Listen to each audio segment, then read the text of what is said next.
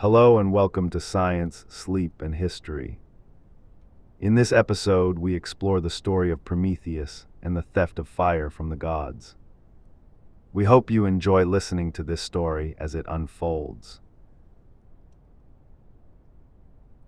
Chapter 1: The World After the Gods. The cosmos has settled into order. The great war between Titans and Olympians has ended. Zeus sits upon his throne on Mount Olympus, and his siblings rule beside him. The struggle that shook the foundations of existence has resolved into something stable, something lasting, something that feels almost permanent. This is the world after the gods have claimed their dominion. Mount Olympus rises above all other peaks, its summit touching the bright sky. Here the Olympians have made their home, building palaces of light and marble and divine substance. Zeus rules from the highest hall, his thunderbolt resting beside his throne, symbol of the authority he won through struggle and unity. Hera sits as queen, sovereign in her own right. Poseidon visits from his underwater realm, bringing news from the depths. Hades rarely leaves his underworld kingdom, but his presence is felt in the order of things, in the way boundaries are maintained between life and death. The structure is clear now. Each god has their domain, their purpose, their place in the cosmic architecture. Demeter tends the earth's fertility, ensuring the cycles of growth continue. Hestia maintains the sacred hearth, the center around which divine life revolves. Athena, born from Zeus's head in full armor, brings wisdom and strategy to the council. Apollo and Artemis, children of Zeus and Leto, add their gifts of prophecy and hunt. The Olympian family grows and defines itself. Gods marry, have children, establish relationships and territories. The cosmos that once trembled with uncertainty now hums with purposeful activity. Everything has its place, everything follows its pattern. The age of chaos is over. The Titans who fought against this new order now dwell in Tartarus. They are not destroyed, for gods cannot truly die, but they are removed from the centers of power. Cronus, who once ruled in fear, now exists in a realm apart from the world he shaped. But not all Titans share this fate. Some sided with Zeus during the great struggle. Some recognized that the new order served justice better than the old. Some saw in Zeus a chance for the cosmos to evolve beyond the cycles of fear and violence that had defined the previous ages.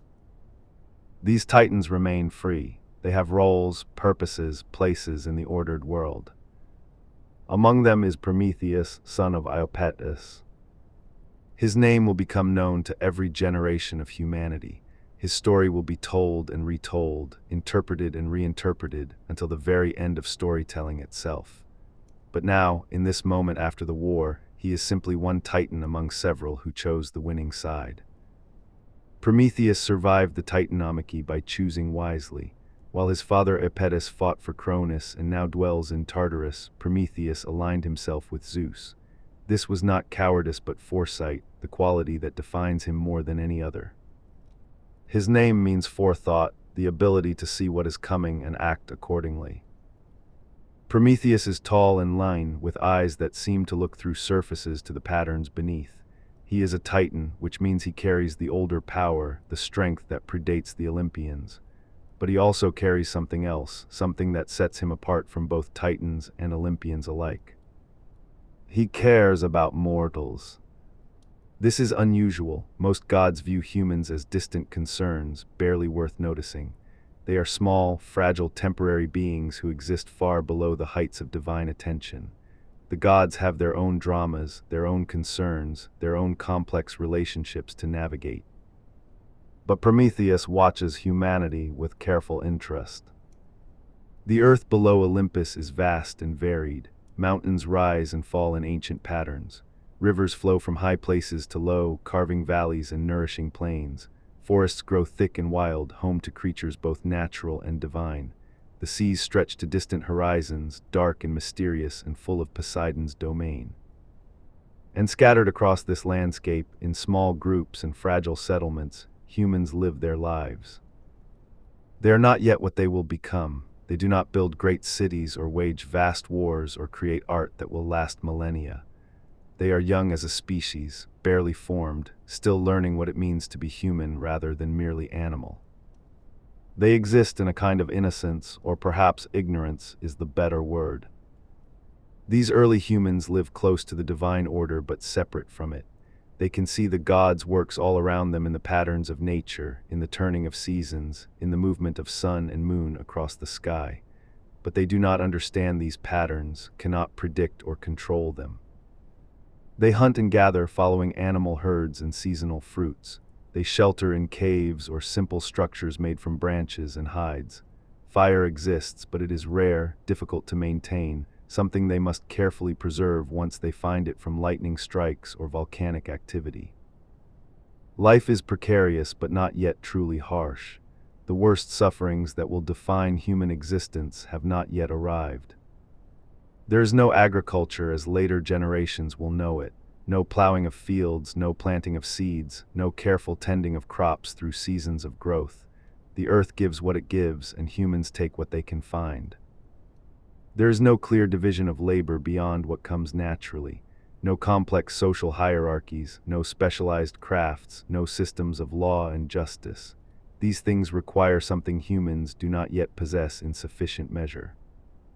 There is no writing to record what happens, no tools to measure time's passage, no calendars to predict when seasons will turn. All such things belong to a future that has not yet arrived. The seasons themselves are gentle compared to what they will become.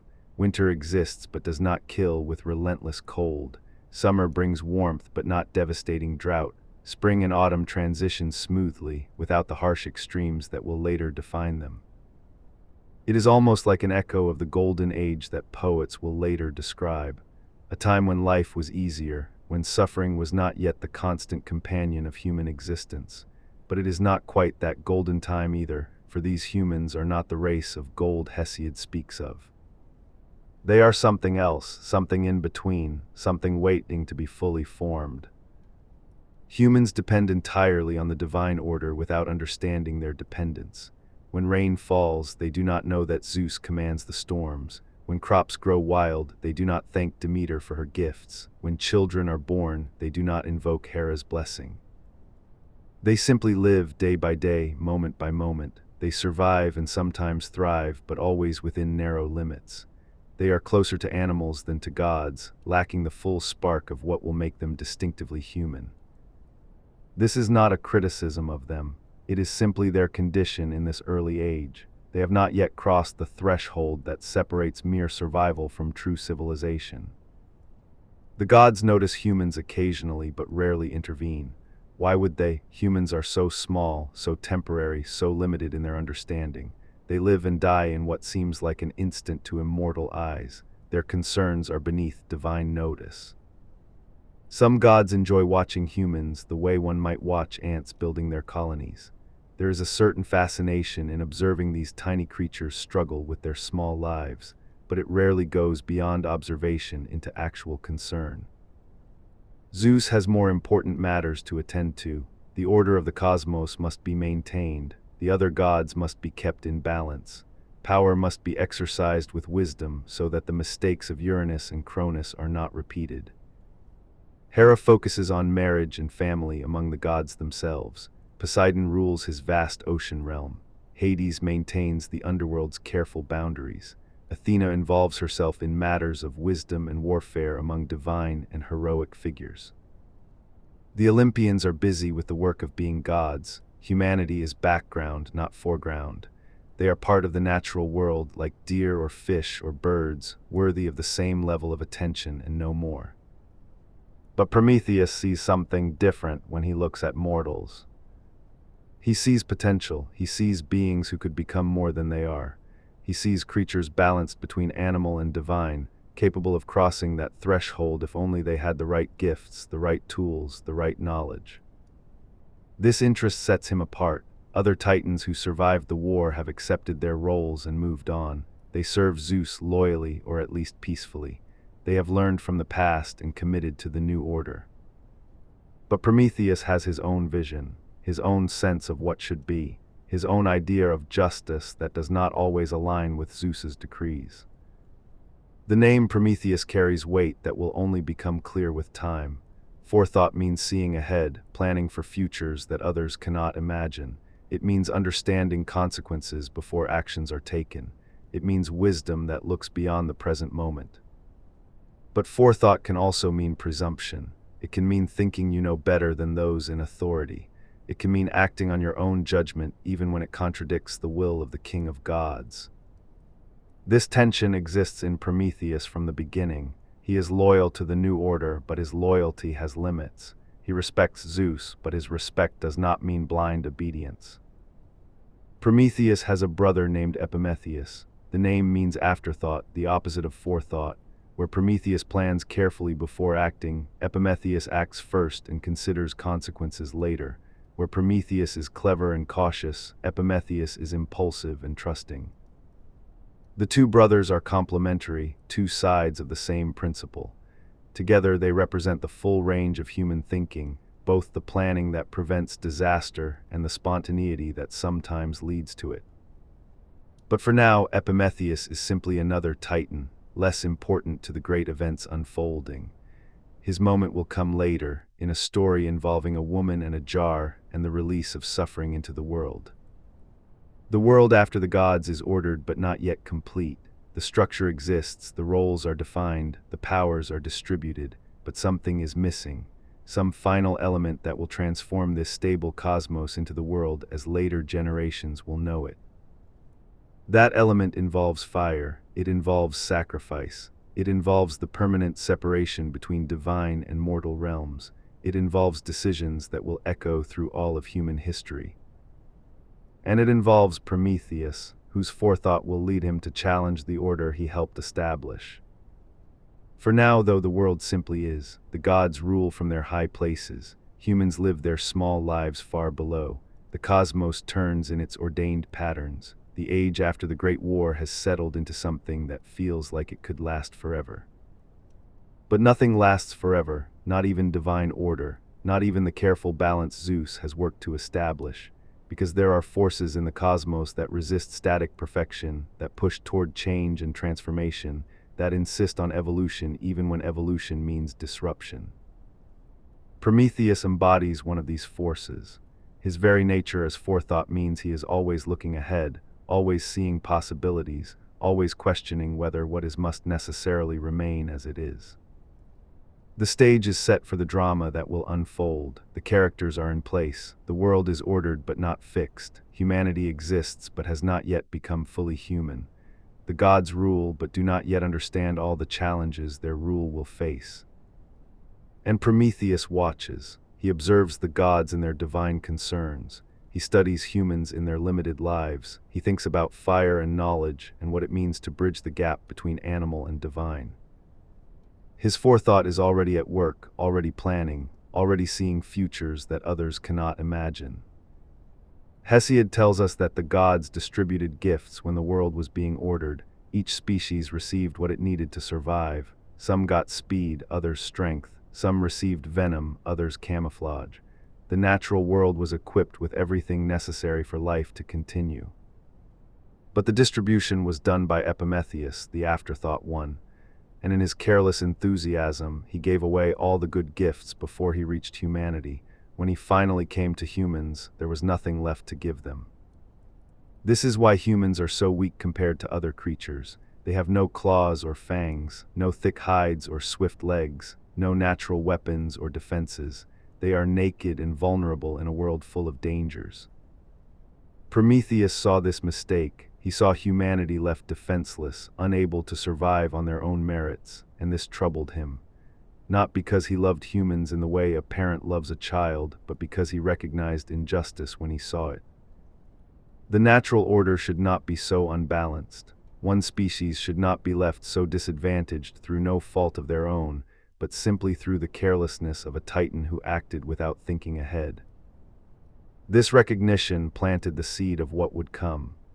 This moment of seeing human vulnerability and feeling that something should be done about it set Prometheus on a path that would lead to conflict with Zeus. But that conflict is still ahead. For now, in this moment after the gods have established their order, there is only observation. There is watching and thinking and planning. There is forethought considering what afterthought has created. The world is stable, the cosmos is ordered, humanity exists in its limited way, and Prometheus thinks about fire and what it means and what might happen if humans possessed it fully. These thoughts are dangerous. They are the kind of thoughts that challenge divine authority. They are the kind of thoughts that lead titans into trouble with the king of gods. Zeus has established clear boundaries. The divine realm and the mortal realm are separate. Gods have their sphere, humans have theirs. This separation is intentional, necessary for cosmic order. If humans become too much like gods, if the distinction blurs too thoroughly, then the structure Zeus has built could collapse. The gods must remain clearly above, mortals must remain clearly below. This hierarchy is not cruelty but necessity, or so Zeus believes. The cosmos requires order, and order requires clear distinctions. Prometheus understands this logic. He is not ignorant of why Zeus insists on maintaining separation. But understanding does not mean agreement, and agreement does not mean compliance. The tension exists even in this early moment. The seeds of conflict are planted even while peace seems to reign. This is the nature of ordered systems, that they contain within themselves the forces that will eventually disrupt them. Prometheus is one of those forces. His very existence as forethought, as the one who sees ahead and acts on what he sees, makes him a potential challenge to any established order. Because established orders want to remain established, and forethought is always imagining how things could be different. The question is not whether conflict will come. The question is only when, and over what issue, and with what consequences. The answer to these questions is approaching. Events are already in motion, though they move slowly by divine standards. The pieces are arranging themselves on the board. The moment when everything will change is coming, inevitable as sunrise, predictable to anyone with true forethought. But for now, there is stillness. There is the ordered world, the distant gods, the struggling humans, and the Titan who watches both with careful attention. The story begins here, not with fire stolen or punishment delivered, but with observation and concern. With a Titan looking at humanity and thinking that something is not right, that something needs to change, that someone must act. Zeus does not yet know that Prometheus will become his antagonist. Prometheus does not yet know the full extent of what he will do or what it will cost. The future is unwritten, or at least appears to be, even though those with forethought can see its shape emerging from present conditions. This is the world after the gods. This is the cosmos in its ordered state. This is the moment before the moment that changes everything. This is the calm that comes before the storm, the balance that precedes the disruption, the peace that will soon be broken by a theft that can never be undone. The story of Prometheus and the fire begins here, in this watching, in this thinking, in this slow recognition that the order of things is not just, and that someone must have the courage to challenge it. Feel this moment before change arrives. Feel the stability of divine order, however unjust it may be. Sense the watching presence of the Titan who sees what others do not see. Understand that every great transformation begins with someone noticing what is wrong and deciding that something must be done. The world after the gods is waiting. Humanity is waiting, though they do not know what they wait for. And Prometheus is waiting too, his mind already moving forward, already planning, already seeing the fire that will change everything. Chapter 2, Prometheus, the Forethinking One.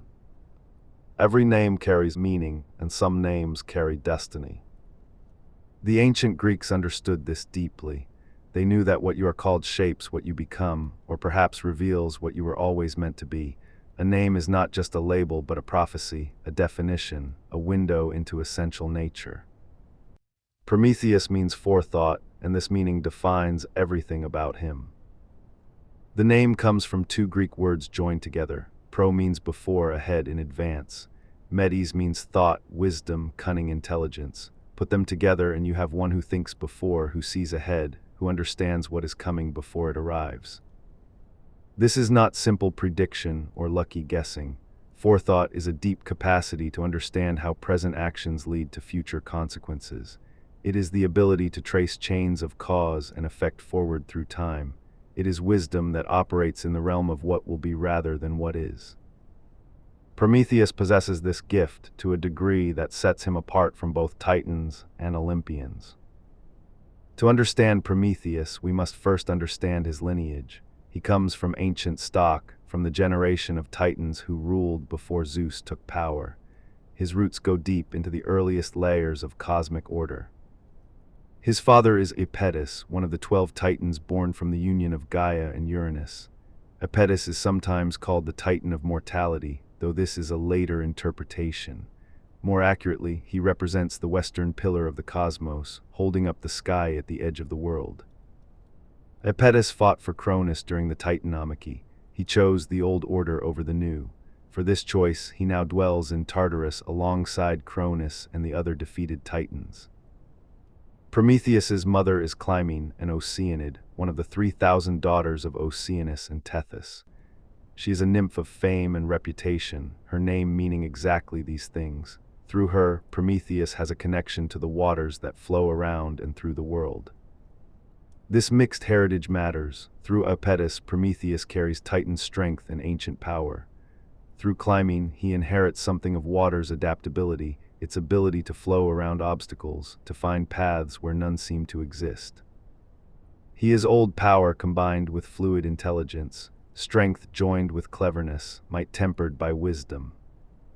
Prometheus has 3 brothers, each important in their own way. The first is Atlas, perhaps the most famous of them all. Atlas is immensely strong, carrying on his shoulders the pillars that hold earth and sky apart. This is his punishment for fighting against Zeus, but it is also his purpose, his eternal task. Atlas chose as their father chose. He fought for the old order and now pays the price. Yet there is no bitterness described in the ancient sources, only the steady performance of his appointed duty. He holds the world apart and will do so forever. Some say he holds the heavens themselves. Others say he holds the pillars that prevent sky from crashing down onto earth. Either way, his strength is essential to cosmic order. The second brother is Menoetius, the most violent and aggressive of the 4. His name suggests force and doomed might, the kind of strength that destroys itself through excess. During the Titanomachy, he fought with particular fury, with hubris that could not be contained. Zeus struck him with a thunderbolt for his arrogance. Now Menoetius dwells in Erebus, in the darkness that exists beyond even Tartarus. He is the brother who went too far, who let pride override wisdom, who learned the cost of directly challenging divine authority. His fate serves as warning. Even Titan's strength has limits when confronted by Zeus's lightning. The third brother is Epimetheus, whose name means afterthought. He is Prometheus's opposite and complement, the one who acts first and considers consequences later. Where Prometheus is careful and calculated, Epimetheus is impulsive and trusting. Epimetheus did not fight in the Titanomachy. Perhaps Prometheus's forethought kept him neutral, or perhaps his own nature simply led him to avoid conflict. Either way, he remains free, though his story will intersect with humanity's fate in ways that bring suffering. The contrast between Prometheus and Epimetheus will become crucial. Forethought and afterthought, planning and reaction, wisdom and naivety standing side by side. These 4 brothers represent different responses to power and order. Atlas accepted his fate with dignity. Menoetius challenged and was destroyed. Epimetheus avoided the conflict entirely. And Prometheus chose the winning side while maintaining his own counsel. This last choice reveals much about Prometheus's nature. He is not blindly rebellious like Menoetius. He does not simply submit like Atlas. He does not withdraw like Epimetheus. Instead, he calculates, he plans, he chooses his battles with care. He sided with Zeus because his forethought told him Zeus would win. This was wisdom, not cowardice. This was strategic thinking, not betrayal of his kind. But siding with Zeus does not mean becoming Zeus's servant. Prometheus maintains his independence even in alliance. He respects power but does not worship it. He acknowledges authority but reserves the right to his own judgment. This is a delicate position to hold. Zeus expects loyalty from those who fought beside him. He remembers who supported him and who opposed him. The Titans who joined his cause have earned his trust, or so they believe. But trust and obedience are not the same thing. Prometheus will test this distinction in ways that Zeus does not yet anticipate. Prometheus is clever in ways that go beyond normal intelligence. The Greeks had a specific word for his kind of wisdom. They called it Medes, the same word embedded in his name. Medes means cunning intelligence, the ability to devise plans that others cannot foresee, the capacity to solve problems through cleverness rather than force. This is not the wisdom of Athena, which involves strategic thinking and just judgment. This is not the knowledge of Apollo, which involves prophecy and art. This is something more practical, more flexible, more willing to bend rules and exploit loopholes. Medes is the intelligence of Odysseus, who won Troy through deception when force failed. It is the cleverness that finds paths where none exist, that turns weakness into strength through ingenuity. Prometheus sees patterns that others miss. He understands systems and how to manipulate them. He recognizes that every rule has exceptions, that every power has limits, that every order contains the seeds of its own transformation. This makes him valuable but also dangerous. Zeus can use Prometheus's cleverness when it serves divine purposes, but that same cleverness could easily be turned against divine authority if Prometheus decides the cause is just. The question is not whether Prometheus has the ability to challenge Zeus. The question is whether he will have the motivation and the opportunity. What sets Prometheus apart from other titans and gods is his concern for humanity. This is unusual, almost unique among immortal beings. Most gods view mortals as distant and irrelevant, barely worth noticing except when they fail to offer proper sacrifice. But Prometheus watches humans with genuine interest. He studies their struggles, observes their limitations, considers their potential. He sees in them something that others dismiss or ignore. Why does he care? The ancient sources do not explain this fully. Perhaps it is simply part of his nature, the way a craftsman cares about his work or a shepherd cares for his flock. Some later traditions say Prometheus actually created humanity, shaping them from clay and water, but Hesiod does not tell this version. In Hesiod, humans already exist when Prometheus becomes interested in them.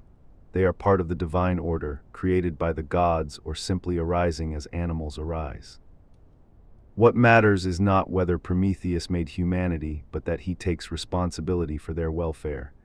He appoints himself their advocate, their protector, their source of help in a cosmos that offers them little assistance. This self-appointment will prove fateful. Zeus has not asked Prometheus to help mortals. Zeus has not given Prometheus authority over human affairs, but Prometheus acts anyway, following his own sense of what is right.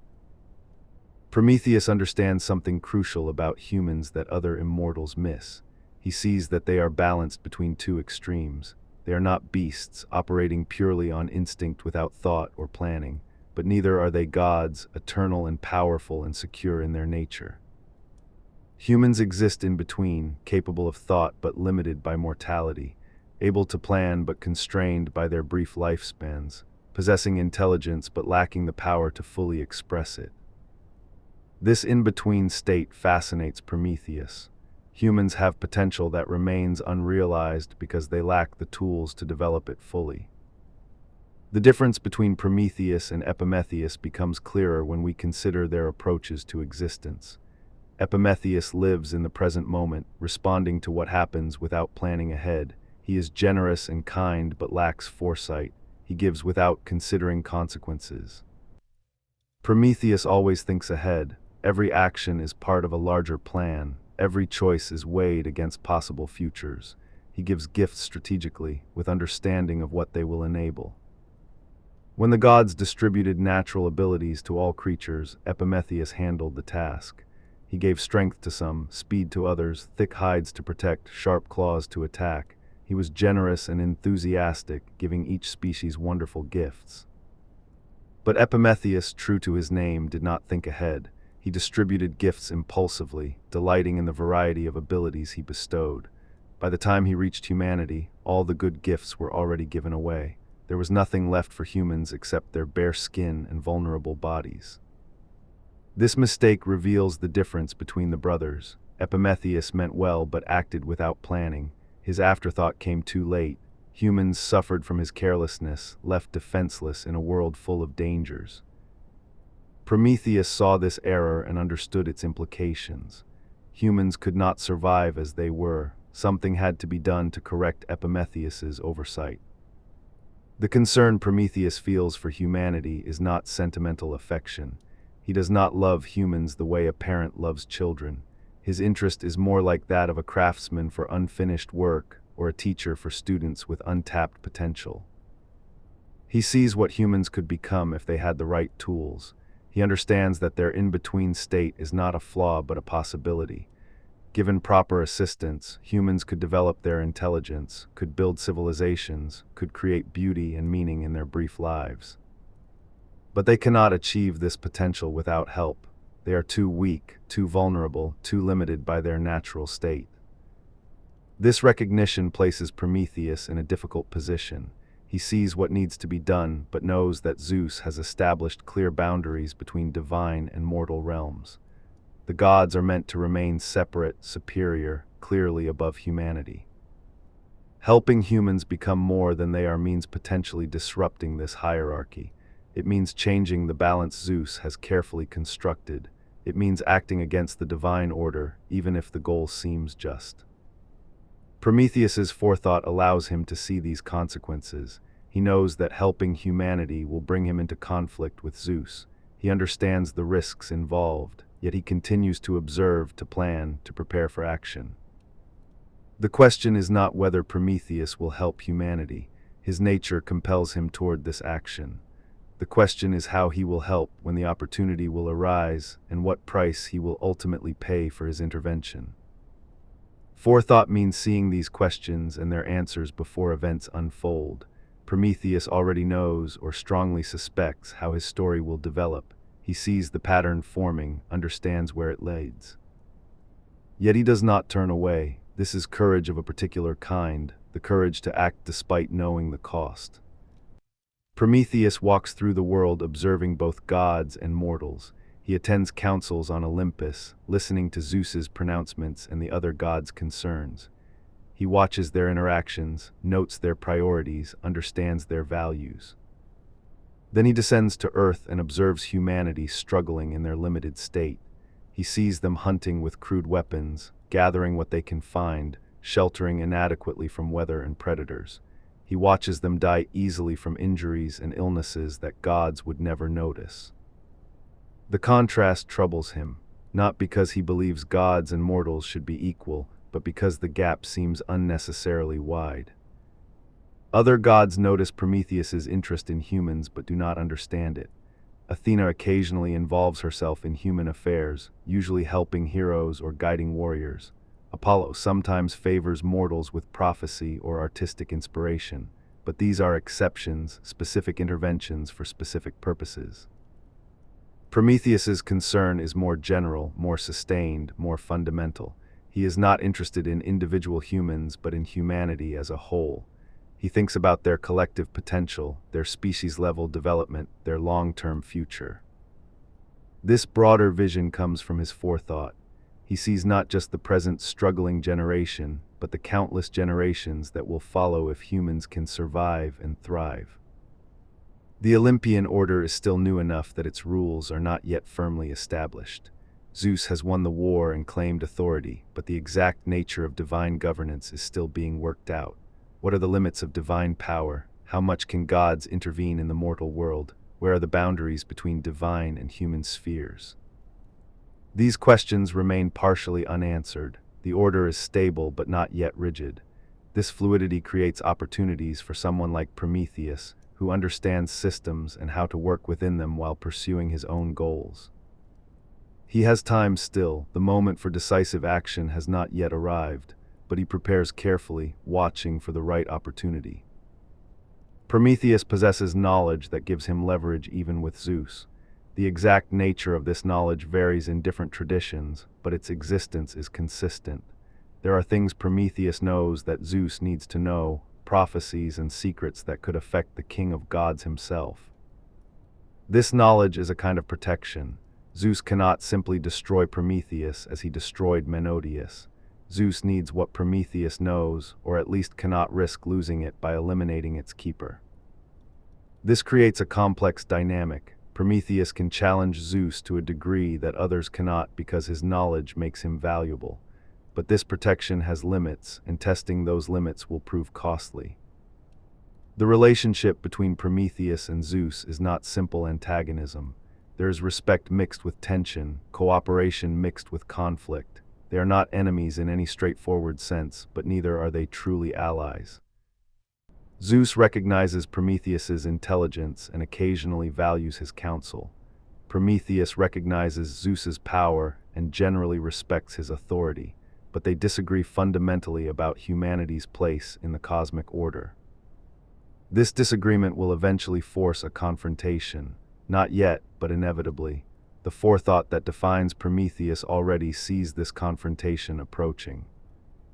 Prometheus is patient in ways that immortals can be patient. He does not need to rush. He can wait for exactly the right moment, the perfect opportunity. His plans develop slowly, carefully, with attention to every detail. This patience is part of his strength. Prometheus acts immediately without considering consequences. Mecone attacked directly and was destroyed. Atlas fought and now bears his eternal burden, but Prometheus waits, watches, and prepares. When he finally acts, it will be at precisely the right moment and in precisely the right way to achieve his goals. The forethinking one understands cause and effect in ways that others do not. He sees how small actions lead to large consequences. He recognizes that timing matters as much as method. He knows that sometimes the indirect approach achieves what direct confrontation cannot. These qualities make him dangerous to any established order. Zeus may not fully appreciate this yet, but he will learn. The Titan who thinks ahead is harder to control than the Titan who simply obeys or rebels. Prometheus is neither obedient nor rebellious in simple terms. He is calculating, strategic, always working toward goals that others cannot see. Humanity does not know that Prometheus watches them. They do not understand that anyone cares about their suffering or considers their potential. They simply struggle day by day, trying to survive in a world that seems indifferent to their existence. But Prometheus sees them. He counts their limitations and considers solutions. He thinks about what they need and how it might be provided. He begins to formulate plans that will change human destiny forever. The forethinking one is preparing to act. The stage is set. The opportunity will soon arrive, and when it does, Prometheus will be ready. His name is his nature, and his nature is his fate. To think ahead is to see what must be done and to accept the consequences of doing it. To possess forethought is to bear the burden of knowing what will happen and choosing to act anyway. Prometheus, son of Apetus and Clymene, brother of Atlas and Epimetheus, and lost Mecone, the Titan who sided with Zeus yet maintains his independence, the clever one who sees patterns others miss, the watcher of humanity who alone among gods truly cares about their fate. His story is only beginning.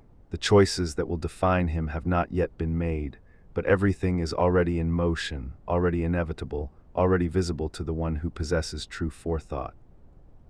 Prometheus is not a simple rebel or hero, but a complex figure operating according to principles that others do not share, wise but willing to challenge wisdom, loyal but only to his own sense of justice, patient but ultimately unstoppable. The forethinking one watches and waits, his moment approaches, and when it arrives, nothing will ever be the same again.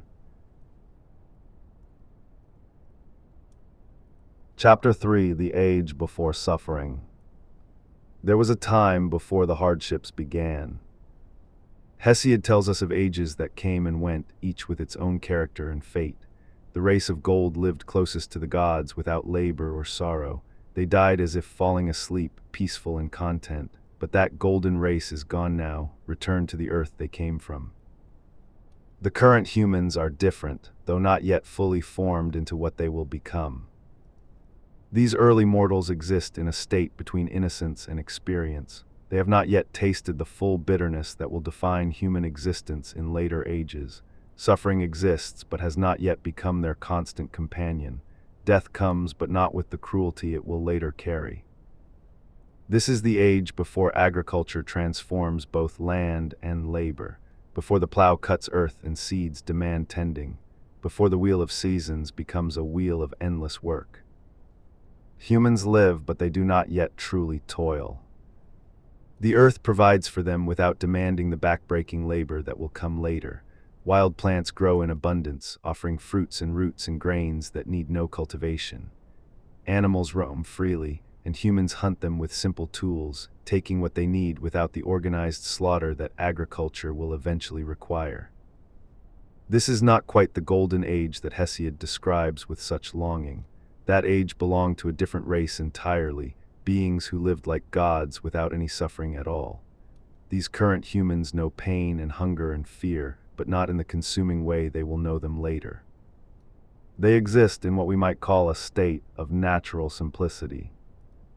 There are no cities in this early time, no walls of stone protecting populations that number in the thousands, no temples rising to honor gods who seem distant and unconcerned, no marketplaces where goods are bought and sold, no harbors where ships arrive from foreign lands.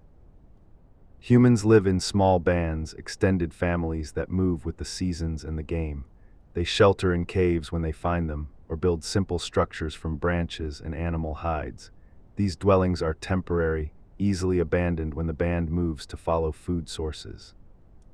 Everything about human life is provisional, temporary, light enough to carry or leave behind. Fire exists in this age but remains rare and precious. Humans cannot create it at will. They can only capture it when lightning strikes a tree or when volcanic activity brings flame to the surface. Once they have fire, they guard it carefully, feeding it constantly, never letting it die. To lose fire is to lose warmth, protection, the ability to cook food and see in darkness. Fire wards off predators who fear its light and heat. Fire makes caves habitable, turns raw meat digestible, extends the useful hours beyond sunset. But fire is not yet fully theirs. It is borrowed from nature, maintained with anxiety, always at risk of going out. Without reliable fire, humans live partly at the mercy of natural cycles. They cannot easily preserve food through smoking or cooking. They cannot work metal because they lack sustained heat. They cannot clear land for planting because controlled burning is beyond their reach. Fire exists as a gift when they can find it, a treasure when they can keep it, a loss when it fails. It is not yet the foundational tool it will become, the technology that separates human from animal existence. This limitation keeps humans closer to the animal world than they would prefer. The seasons in this age are gentler than what will come later.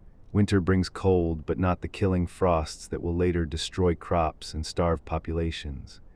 Summer brings warmth, but not the droughts that will later crack earth and dry up water sources. Spring arrives with renewal, and autumn brings harvest of wild foods. The cycle turns predictably enough that humans can prepare, can follow the patterns, can survive without desperate struggle. But the mildness of seasons also means humans do not yet need to plan far ahead. They do not store food against harsh winters because winters are not yet harsh enough to require it. There is no agriculture because agriculture has not yet been invented or taught. Humans gather what grows wild but do not plant seeds intentionally. They follow herds of animals but do not domesticate them. They use what nature provides but do not yet try to control or increase those provisions. This is not because humans are stupid or lazy. It is because the knowledge and tools required for agriculture do not yet exist in their world. The concepts of planting, tending, harvesting in organized ways belong to a future that has not yet arrived. They are hunter-gatherers living in a time when hunting and gathering suffice. Work exists but not in the grinding, endless sense it will later carry. Men hunt, which requires skill and courage and patience. Women gather, which requires knowledge of plants and careful observation of seasons. Children learn by watching and helping, gradually taking on adult responsibilities. But this work is episodic rather than constant. A successful hunt provides food for several days. A good gathering spot can be harvested and then left to renew itself. There are times of intense activity followed by times of rest. The rhythm of work matches the rhythm of nature, not the relentless demands of cultivated fields. Humans live close to the earth in ways that later generations will struggle to imagine. They know the landscape intimately because their survival depends on this knowledge. They recognize which plants are edible and which are poison. They read animal tracks and weather signs. They understand the small variations that indicate water or game or danger. This knowledge is passed from generation to generation through story and instruction. Old ones teach young ones, creating chains of learning that stretch back to the earliest humans. Without writing, memory becomes crucial. Without books, observation becomes the primary teacher. The education of children happens through participation in life itself. Death comes to these early humans, but not with the same certainty and cruelty it will later carry. People die from accidents, from animal attacks, from illnesses that overcome the body's defenses. But death is not yet the universal inevitability that hangs over every human moment. The gods have not yet fully separated the mortal realm from hints of divine possibility. The boundary between human and divine is less rigid than it will become. Some humans live remarkably long lives, long enough that they seem almost to escape mortality's full grip. But they do die eventually, that much is certain. Death exists even if it is not yet fully weaponized against human hope. These early humans do not worship the gods in organized ways. They have no temples because they have no permanent settlements. They have no priests because they have no religious hierarchies. They have no elaborate rituals because they have no tradition of such things. When they think of gods at all, it is with vague awareness that greater powers exist. They see the sun crossing the sky and know something vast controls its movement. They feel earthquakes and understand that forces beyond their comprehension shake the earth. But they do not pray regularly or sacrifice properly or seek to win divine favor through elaborate means. The gods, for their part, rarely notice these struggling humans. Why would they? From Olympus's heights, humans appear as tiny figures moving across landscapes, barely distinguishable from other animals. Their lives are brief, their concerns are small, their impact on the cosmos is negligible. Some gods occasionally take interest in particular humans, usually for reasons of desire or amusement. Zeus might notice a beautiful woman and pursue her. Athena might observe a clever warrior and offer guidance. But these are exceptions, individual interventions that do not indicate general divine concern. The distance between gods and mortals remains vast, barely bridged by these occasional encounters. Humans live in what we might call a state of natural religion. They sense the sacred in natural phenomena without organizing these intuitions into systematic belief. A particularly large tree might seem divine. A spring that never runs dry might feel holy. A mountain peak that touches clouds might inspire awe. But these feelings do not yet coalesce into the complex mythology that will later develop. There are no stories yet about Zeus's many lovers or Hera's jealous vengeance. There are no hymns to Apollo or offerings to Demeter. The gods exist and humans dimly perceive this existence, but the relationship between divine and mortal remains undeveloped. Language exists in this early age, but remains simple compared to what it will become. Humans can communicate about immediate needs and concrete things. They have words for animals and plants, for actions and directions, for kinship and danger. But they lack the vocabulary for abstract concepts that will later become important. They cannot yet speak eloquently about justice or virtue, about beauty or truth, about past and future in complex ways. Their language serves survival, but not yet philosophy or poetry. Without writing, language cannot be refined and elaborated. Each generation must learn speech anew from the generation before it, and subtle variations accumulate without being noticed or corrected. Stories exist in oral form, tales told around fires when darkness falls. These stories explain the world in ways that make sense to people who do not yet have scientific understanding. Thunder is the anger of something vast in the sky. Lightning is its weapon. Rivers flow because something makes them flow. The stories mix observation with imagination, creating narratives that help humans understand their place in a world they cannot control. But these are not yet the great myths that will later be recorded in writing. They are simpler, more local, more tied to immediate experience. Each band of humans has its own stories, and when bands meet, stories mix and change and evolve. Art exists in primitive forms. Humans decorate themselves with pigments from plants and earth. They carve simple figures from wood or bone, representations of animals they hunt or forces they fear. They arrange stones in patterns that might be religious or might simply be aesthetic. But there is no sculpture as later Greeks will create it, no architecture that will last millennia, no pottery painted with complex scenes. The art that exists is simple, functional, tied directly to survival or basic ritual. Humans possess the impulse toward beauty, but lack the tools and techniques to fully express it. The concept of time operates differently for these early humans. They mark the passage of seasons because seasons affect food availability. They count the phases of the moon because lunar cycles are obvious and useful for tracking longer periods. They notice the pattern of stars across the year because stars help with navigation and prediction. But they do not have calendars in any formal sense. They cannot tell you that something happened 17 years ago or that something will happen in 3 months. Time is measured in imprecise terms, in relationships between events rather than abstract numbers. Yesterday, today, and tomorrow matter. Last winter and next summer matter, but decades and centuries are beyond their reckoning. Law does not exist as a formal system. There is no written code, no judges, no courts where disputes are settled. Instead, custom and tradition govern behavior. Elders hold authority because they remember what has worked in the past. Strong men lead because they can enforce their will. Justice is rough and immediate. If someone wrongs you, you or your family seek restitution directly. If someone threatens the band responds collectively. There are norms about sharing food and defending each other, but these are understood practices rather than articulated rules. The complexity of legal thinking belongs to a future that requires agriculture and cities. Gender roles exist but are less rigidly defined than they will become with agriculture. Men typically hunt because hunting requires strength and speed that male bodies provide more easily. Women typically gather and care for children because pregnancy and nursing make sustained hunting difficult. But there are exceptions and the boundaries are not absolute. Some women hunt if they have the skill and strength. Some men gather if that is where their talents lie. Survival requires flexibility, and rigid roles can be luxuries that struggling populations cannot afford. Everyone contributes according to ability, and contribution determines status more than gender alone. Children in this age have shorter childhoods than their later counterparts will have. By the time they reach physical maturity, they must be able to contribute fully to survival. There is no time for extended education or delayed adulthood.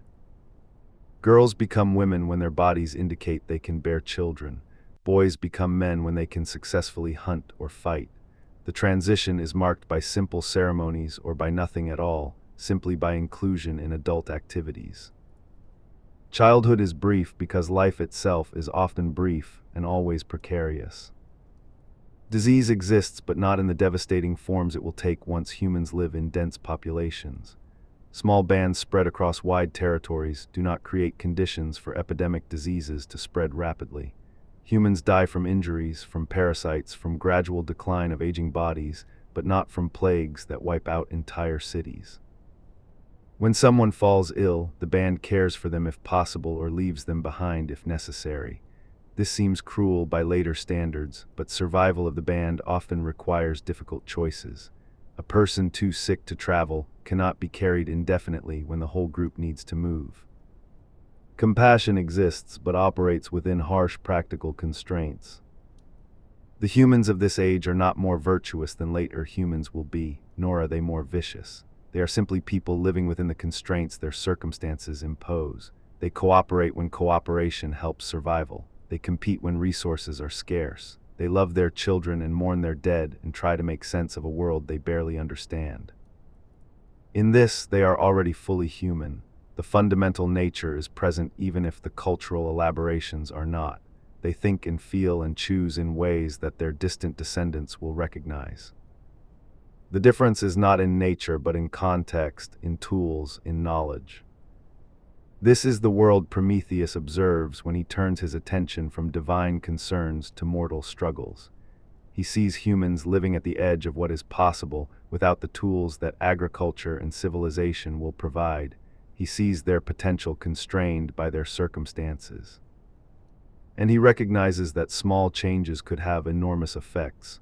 The right gift at the right time could transform human existence entirely. The question is what gift, when to give it, and at what cost. His forethought allows him to see these questions and begin forming answers.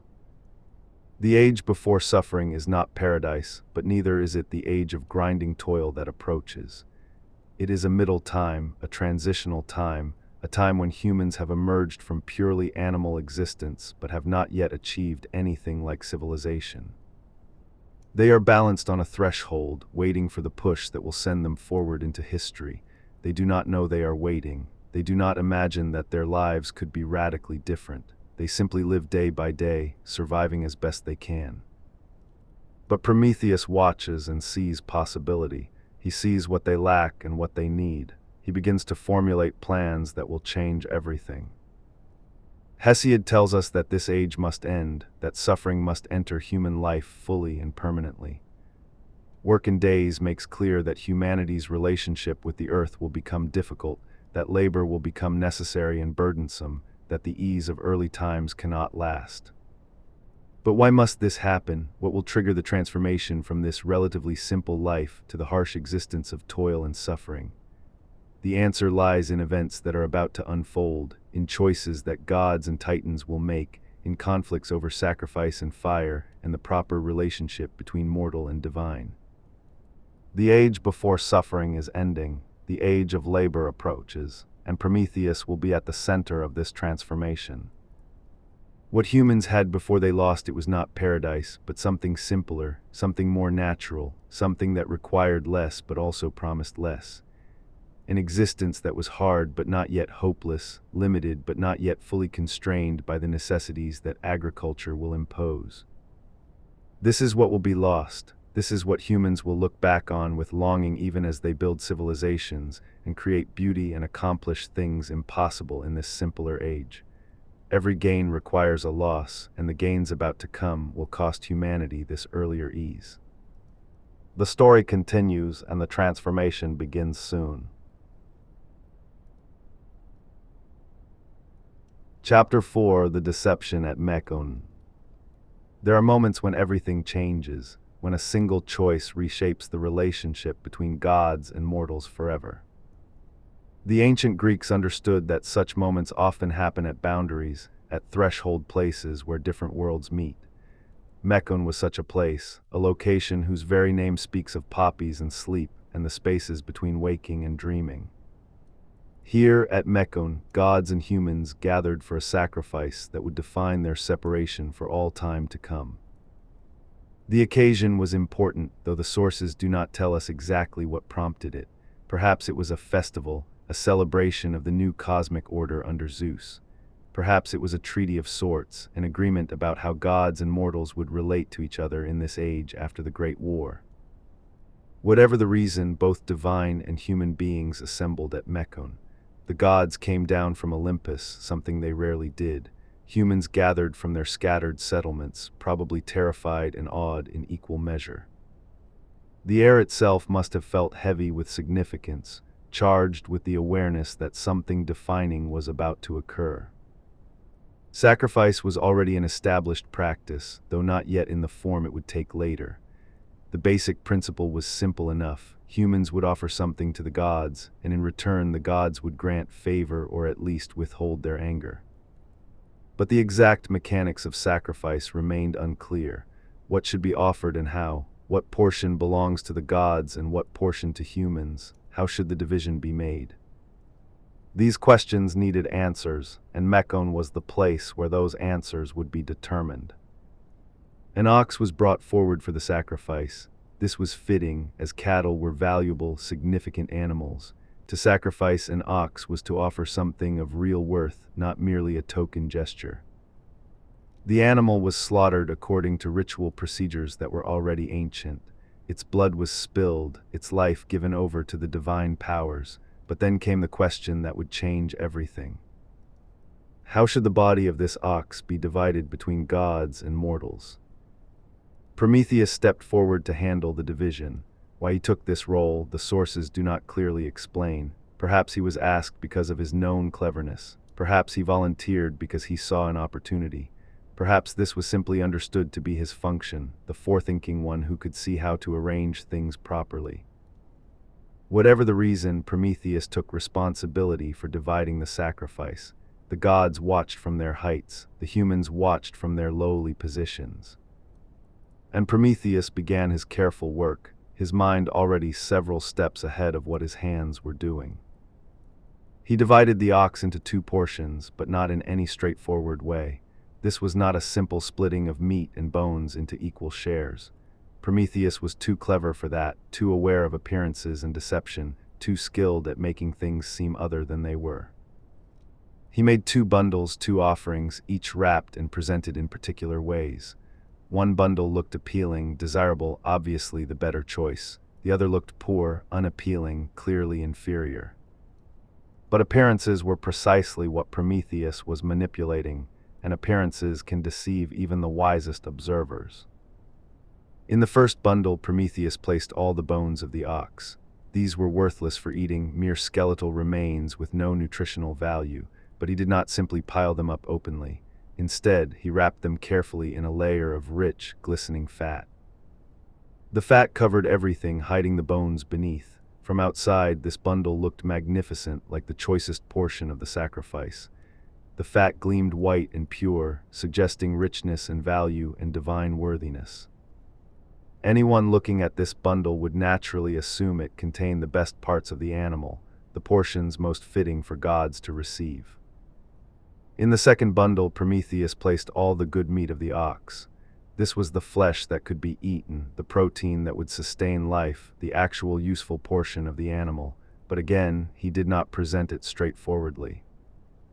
He wrapped the meat in the ox's stomach, in the unappetizing organ that held the animal's partially digested food. The stomach was unattractive, off-putting, disgusting to look at. It suggested waste and filth rather than value. Anyone looking at this bundle would naturally assume it contained the worst parts of the sacrifice, the portions fit only for the lowest purposes. Thus Prometheus created a choice, a test, a moment of decision that would determine how sacrifice worked forever after. Two bundles lay before the assembled company, one appearing valuable and one appearing worthless, one wrapped in attractive fat and one wrapped in disgusting stomach. The question was which bundle the gods would choose. The question was whether Zeus would see through the deception or fall victim to it. And this question mattered more than anyone except Prometheus fully understood in that moment. Zeus was called upon to make the choice. As king of gods, as the one who had won the right to rule through victory in the great war, as the highest authority in the cosmos, Zeus would select which portion belonged to the divine realm. All eyes turned to him, waiting for his decision. The humans watched with anxiety, knowing that whatever Zeus chose would become permanent law. The other gods watched with interest, wondering which their king would select. And Prometheus watched with his characteristic forethought, already knowing or strongly suspecting what Zeus would do. Here the sources diverge, and both versions matter because they reveal different aspects of the truth. The question is whether Zeus was deceived by Prometheus's trick or whether he saw through it but chose the bones anyway. Hesiod tells us that Zeus was deceived, that he fell for the attractive appearance of the fat-wrapped bundle and chose it without realizing it contained only worthless bones. This version makes Zeus seem foolish, outwitted by a clever titan. But there is another interpretation, one that makes more sense when we think about who Zeus is and what he understands about power and order. Perhaps Zeus saw through the deception immediately. Perhaps he knew from the moment the bundles were presented that Prometheus had hidden bones in fat and meat in stomach. Perhaps his divine vision penetrated the wrappings and revealed the contents clearly. But if Zeus knew, then why did he choose the bones anyway? This is the deeper question, and it reveals something important about how divine authority works. By choosing the bones knowingly, Zeus established a permanent arrangement that actually served divine interests better than taking the meat would have done. Think carefully about what each choice would mean. If Zeus had chosen the meat-filled bundle, then gods would receive the useful portions of every sacrifice forever after. Humans would be left with only bones and scraps, the worthless remainder. This would breed resentment in human hearts. Every time they sacrificed, they would feel the injustice of giving the best to gods while keeping only waste for themselves. The relationship between divine and mortal would be poisoned by this inequality. But by choosing the bones, Zeus created a different dynamic entirely. Gods would receive bones wrapped in fat, which would be burned in their honor. The smoke would rise to heaven, carrying the essence or aroma of the sacrifice. This suited divine nature perfectly, as gods do not eat physical food in the way mortals do. Humans would keep the meat, the physical substance they actually needed for survival. They would eat the useful portion while giving the symbolic portion to the gods. This arrangement seemed to favor humans, seemed to give them the better deal, seemed to let them keep what they really needed. And this was precisely the point. By appearing to lose the division, by seeming to be tricked or to make the worst choice, Zeus created a relationship where humans felt they were getting away with something.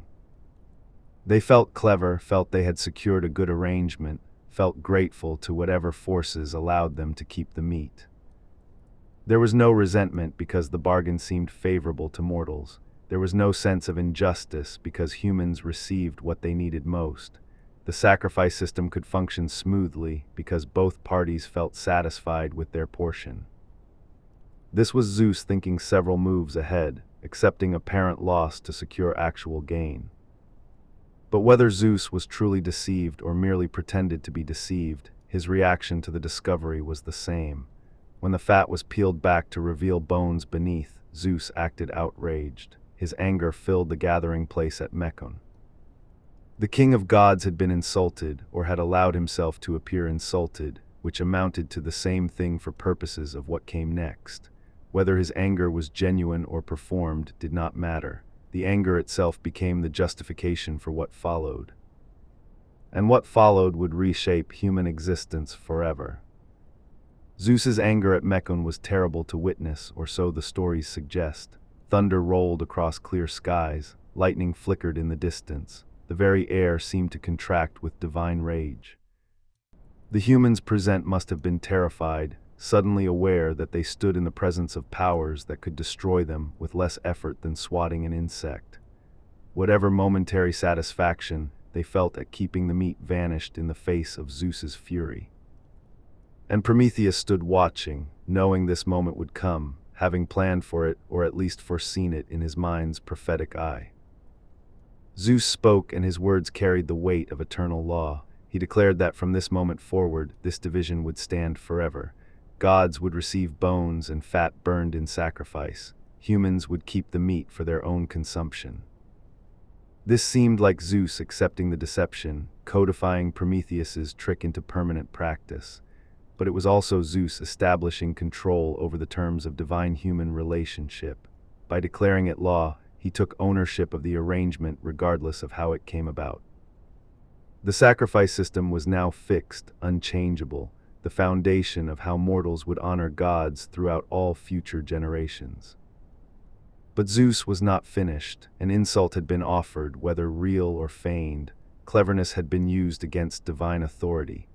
A titan had manipulated the king of gods or had appeared to manipulate him, which required response regardless. Zeus could not let this pass without consequence. To do so would suggest that gods could be deceived with impunity, that divine authority was not absolute, that clever mortals or titans could circumvent the established order. Something had to be taken from humans to balance the scales, to reassert divine superiority, to remind everyone where true power resided. Fire would be that something. Zeus declared that he would withhold fire from the mortal realm. Humans had received the good meat through Prometheus's trickery, but they would lose something more valuable in return. This was not random cruelty, but calculated punishment, specifically chosen to hurt in ways that went beyond mere discomfort. Fire was not a luxury, but a necessity, not mere comfort, but the foundation of human advancement beyond animal existence. By taking fire, Zeus took away everything that made human life bearable and kept humans in a state of vulnerability and dependence. The humans at Mecone heard this decree with growing horror. They understood immediately what this meant. Without fire, they would be cast back into darkness and cold. Without fire, they would be unable to cook food or warm themselves or see after sunset. They would be reduced to something barely above animals, creatures of daylight only, vulnerable to every predator and hardship that nature could inflict. The meat they kept would be harder to eat raw. The protection they needed would vanish. Zeus's punishment fit the crime perfectly, taking far more than had been gained through Prometheus's clever division of the sacrifice. Prometheus himself said nothing in that moment at Mecone. He did not argue with Zeus or try to defend his actions. He did not plead for the humans or ask Zeus to reconsider. He simply observed, as was his nature. He watched Zeus decree the removal of fire. He saw the human faces fall in despair. He noted everything that happened and stored it in his mind alongside all the other information his forethought processed constantly. And he began to plan, if he had not already planned, what he would do in response to Zeus's decree.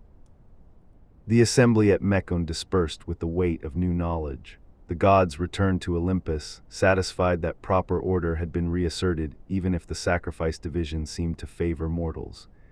Zeus had shown his power, had demonstrated that divine authority could not be challenged without consequence. The humans scattered to their settlements, carrying with them whatever fire they still possessed, but knowing it would not last forever. Every flame that went out would be gone permanently. Every fire that failed would leave them in cold and darkness. The golden age was truly over now. The separation between God and mortal was complete and permanent. What Prometheus had done at Mecone echoed through time in ways that are still felt. He had established the pattern of sacrifice that would govern Greek religion for centuries. Every altar fire, every burnt offering, every ritual slaughter of animals followed the division he created. Gods received bones and fat turned to smoke. Humans kept and consumed the meat. This was not negotiable, not variable, not subject to change based on circumstances or preference. The pattern was set at Mecone and would continue until the gods themselves ceased to be worshipped by humans who no longer believed in their existence. But Prometheus had also set in motion a sequence of events that would lead to greater conflicts. By tricking Zeus or by appearing to trick him, he had forced a response. By securing meat for humans, he had caused fire to be taken away. And by causing fire to be taken away, he had created the necessity for fire to be stolen back. One deception led to one punishment, which led to one theft, which led to further punishments still to come. This was the nature of conflict between clever intelligence and absolute power, each action creating reaction, each move requiring countermove. The sources preserved this story because it explained something fundamental about human existence. It explained why sacrifice took the form it did, with bones burned and meat eaten. It explained why humans and gods were permanently separated, neither fully trusting the other. And it explained the beginning of humanity's difficult relationship with divine authority, the start of the pattern where humans sought to improve their condition while gods sought to keep them in their assigned place. This was theology, but it was also anthropology and sociology and psychology, all woven together in mythic form. Mecone itself became symbolic, a name that represented the threshold between ages. Before Mecone, the relationship between gods and mortals was undefined, uncertain, still being negotiated. After Mecone, everything was fixed in place. The sacrifice division stood as permanent law. The withholding of fire stood as permanent punishment. The separation between divine and mortal realms became absolute rather than merely hierarchical. Nothing would ever be the same after what happened in that place of poppies and dreams and boundaries between worlds. Zeus's anger at Mecone was justified from his perspective. He was responsible for maintaining cosmic order, for ensuring that proper relationships existed between all levels of being. When Prometheus manipulated the sacrifice division, he threatened that order. Whether Zeus was actually fooled did not matter as much as the fact that the attempt had been made. The cleverness itself was the problem, the willingness to use deception against divine authority. Zeus had to respond, had to reassert control, had to demonstrate that tricks and manipulations would not change the fundamental reality of divine superiority over mortal existence. But Prometheus's forethought had anticipated this response, or something like it. He had known that dividing the sacrifice in this way would anger Zeus. He had known that consequences would follow. He had seen the chain of events unfolding before it unfolded. And yet he had acted anyway, had performed the deception anyway, had set everything in motion despite knowing where it would lead. This was not recklessness but calculation, not impulse but plan.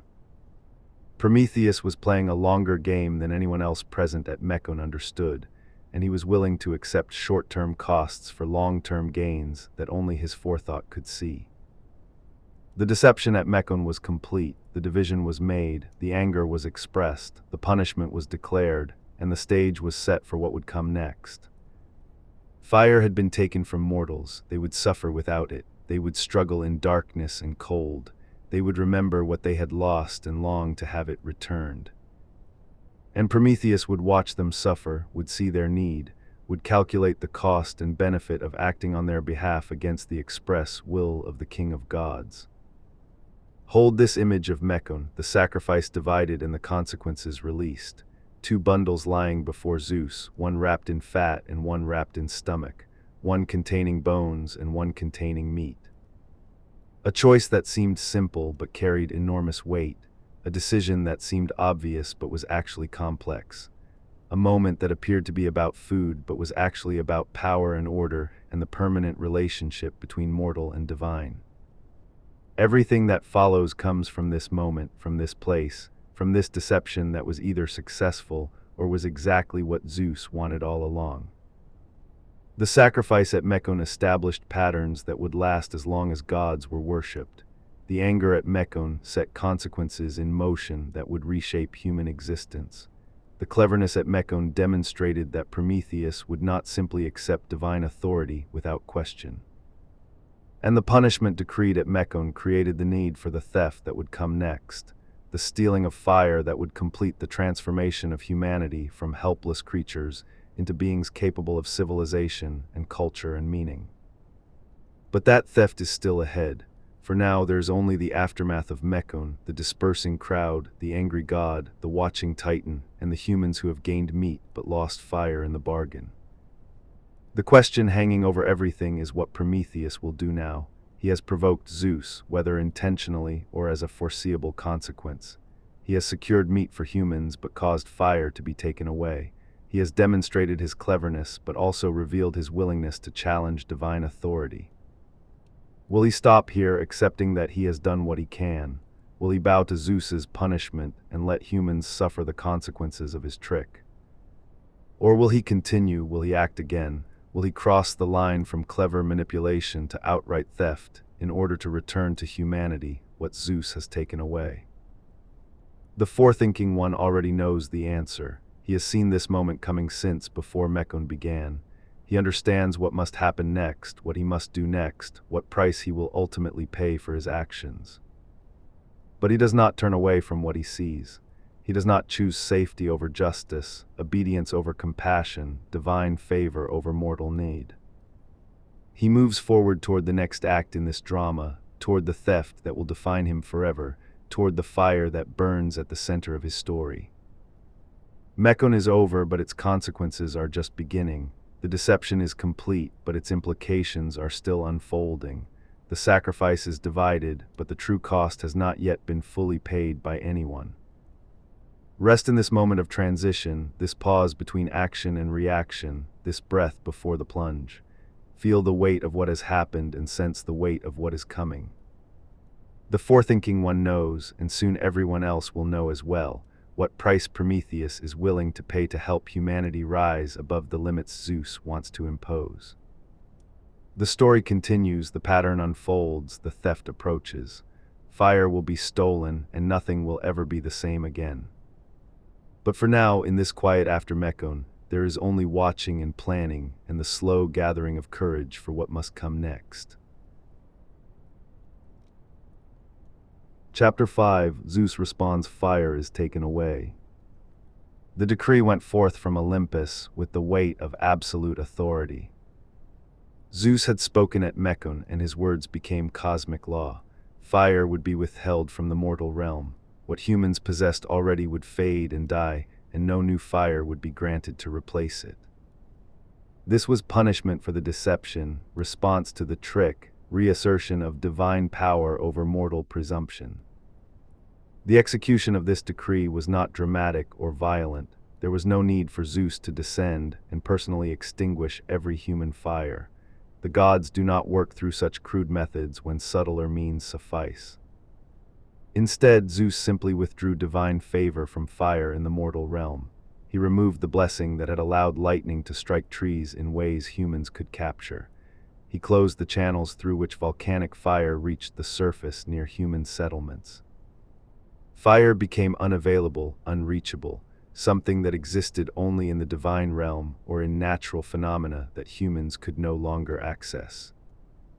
The first humans to feel the effect were those whose fires went out through simple accident or carelessness. A cooking fire not properly banked at night grew cold by morning. A torch dropped into water extinguished beyond rekindling. A hearth fire that burned low ran out of fuel before more could be added. These were normal occurrences, things that had happened before. But previously, fire could be rekindled from another source or captured anew from lightning strikes. Now there was no recourse. Once a fire died, it was gone forever from that family or band or settlement that had let it die.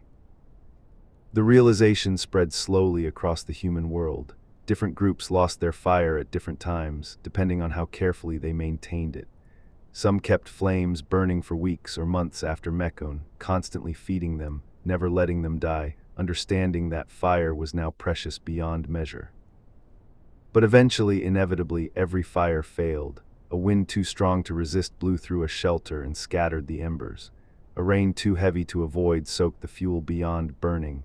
A moment of distraction, a mistake in tending, an accident impossible to prevent, and the fire was lost. And once lost, there was no getting it back through any means humans understood or could access. Try to imagine what this meant for those early humans. They had lived with fire, had grown dependent on it even in its limited form. They had come to expect its warmth, its light, its protection, its ability to transform raw food into something more digestible. Fire had been rare and precious before Mecone, but it had been attainable. Lightning struck often enough that patient humans could capture new fire to replace old. Volcanic regions provided access to flames that could be carefully transported and maintained. Now all those sources were closed. The lightning struck but ignited nothing useful. The volcanoes burned but offered no accessible flame. The first nights without fire were the worst. Darkness fell and there was no light to push it back. The sun set and the world became completely black except for starlight and moonlight, which provided almost no practical illumination. Humans huddled together for warmth, using only their bodies and animal skins to ward off cold. They listened to the sounds of predators moving through the darkness, coming closer than they would dare if fire still burned. They felt vulnerability in ways they had not felt since before fire first entered human possession, a return to helplessness that seemed worse because they remembered what had been lost. Cooking became impossible without fire. Humans had to eat everything raw as animals did. Meat that had been roasted or boiled to make it tender and safe now had to be consumed in its natural state, tough and sometimes dangerous. Grain that had been baked into primitive breads returned to being hard seeds that were difficult to eat and harder to digest. Roots and tubers that were softened through cooking stayed hard and fibrous, less nutritious because the body could not fully process them. The human diet narrowed to what could be safely eaten raw, and even that raw food provided less nourishment than cooked food had provided. Cold became a constant enemy during winter months. Without fire, there was no defense against freezing temperatures except shelter and clothing made from animal hides, but these were insufficient for the worst weather. Humans retreated to caves when they could find them, huddling in the depths where Earth's warmth provided some protection. But caves were scarce and often already occupied by animals more powerful than humans. Those without access to good shelter simply suffered through cold nights, sleeping in groups for shared warmth, losing the old and sick and very young to exposure that fire would have prevented. Tools that required heat for their making could no longer be produced. Before the loss of fire, humans had begun to learn primitive metalworking, shaping copper and bronze through heating and hammering. These skills were lost immediately. Even simpler tools that needed fire became impossible to make. Wood that had been hardened in flames to make better spears returned to being just carved wood, less effective and less durable. Humanity's technological progress, which had been slow but steady, stopped entirely. Without fire, there could be no advancement in crafts or tools or methods. Light became a precious memory. Humans had grown accustomed to extending their useful hours beyond sunset, working and talking and living after darkness fell because fire provided illumination. Now all activity had to cease when the sun went down. The long winter nights became empty time, hours of darkness that could only be endured rather than used. Humans slept more because there was nothing else to do in the dark. Their waking lives contracted to match the available daylight. Summer nights were bearable, but winter darkness stretched endlessly, turning the cold season into a time of near hibernation for people who had no choice but to wait for dawn. The psychological impact matched the physical hardship. Fire had represented something beyond mere utility. It had been a sign that humans were different from animals, that they possessed something special, that they had a relationship with forces beyond the merely natural. To lose fire was to lose that distinction. It was to fall back into the animal world, to become again mere creatures of instinct and survival, rather than beings capable of transforming their environment. The loss was not just practical but spiritual, not just physical but existential in its implications. Fear increased dramatically after fire was lost. Predators that had kept their distance when fire burned now approached human settlements without hesitation. Wolves circled camps at night. Bears entered caves that humans had thought secure. Big cats stalked groups of humans as they had once stalked deer. Without fire to wave as a weapon, without flames to create a defensive barrier, humans were vulnerable to every hunting animal. They had to rely on numbers and crude weapons alone, and these were often insufficient against creatures evolved for killing. Deaths from predator attacks increased sharply in the time immediately following the loss of fire, as both humans and animals adjusted to the new reality. Disease also became more prevalent without fire. The ability to boil water had provided some protection against waterborne illnesses. Cooking meat had killed parasites that raw meat contained. The heat of fires had helped keep living spaces dry and therefore less hospitable to disease-causing organisms. Without these protections, illnesses spread more easily and proved more deadly. Humans sickened from drinking contaminated water. They acquired parasites from raw meat. They lived in damp conditions that encouraged respiratory infections. The overall health of human populations declined measurably after fire was withdrawn from the mortal realm. Social organization began to break down in some communities. The hearth fire had been a gathering place, a center around which family and band life organized itself. Without that center, the cohesion of groups weakened. Evening had been a time for stories, for teaching young ones, for planning and discussing and maintaining social bonds. These activities became difficult or impossible in complete darkness. Some groups splintered as individuals or families struck out on their own, thinking they might find fire somewhere, or at least find better survival chances in warmer regions. Migration became common as humans sought climates where fire was less necessary for survival. Those living in northern regions moved south, searching for warmth that would make fireless existence bearable. Those in mountainous areas descended to valleys and lowlands. But migration had its own costs. Humans moving into new territories encountered other humans already established there. Competition for resources increased. Conflicts broke out over hunting grounds and gathering areas and shelter locations. The world became more dangerous not just from cold and predators, but from other humans defending what little they had. The youngest and oldest suffered most from fire's absence. Infants and small children could not maintain body heat as effectively as adults. Without fire to warm them, many sickened and died during their first winter. The elderly, whose bodies were already failing, could not withstand the additional stress of cold and poor nutrition.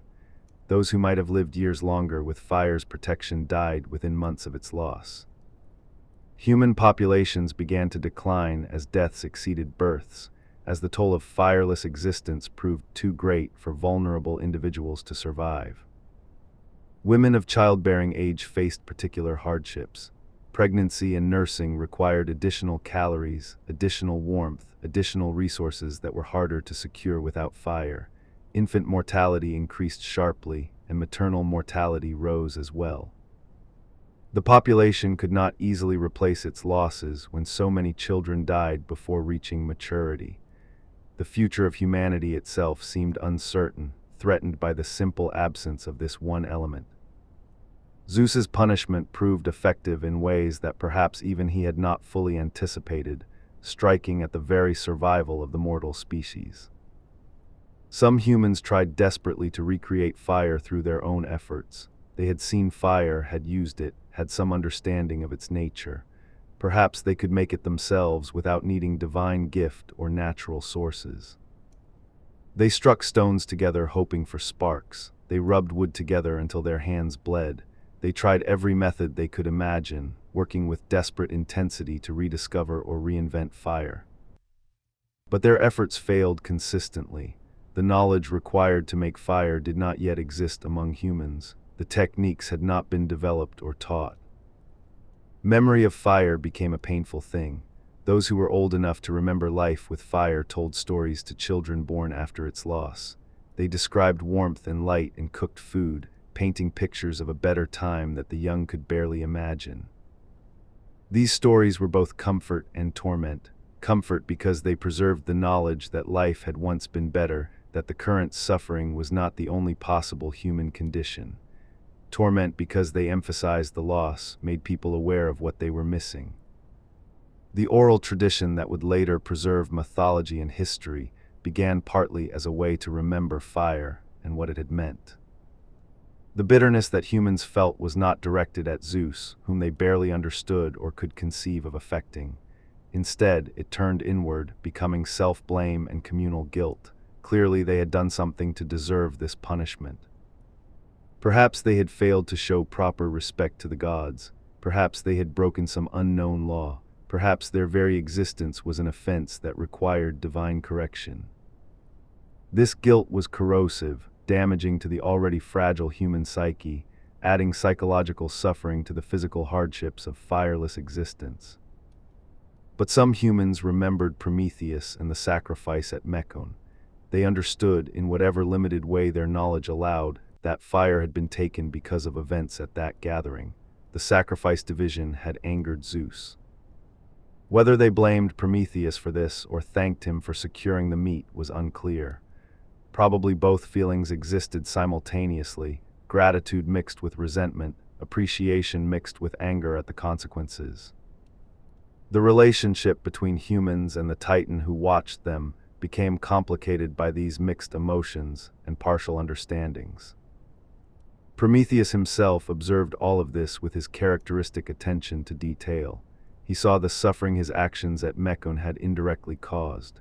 He watched humans struggling without fire, dying from cold and predation and disease. Some might feel guilt at this sight, might regret the clever trick that led to such consequences. But Prometheus's forethought had already factored in this suffering as part of a larger pattern. He had known fire would be taken, he had anticipated human hardship, and he had already decided what he would do in response. The question was not whether Prometheus would act, but when and how. He needed to wait for the right moment, needed to plan the theft carefully, needed to ensure that when he returned fire to humanity, it would not be immediately taken away again.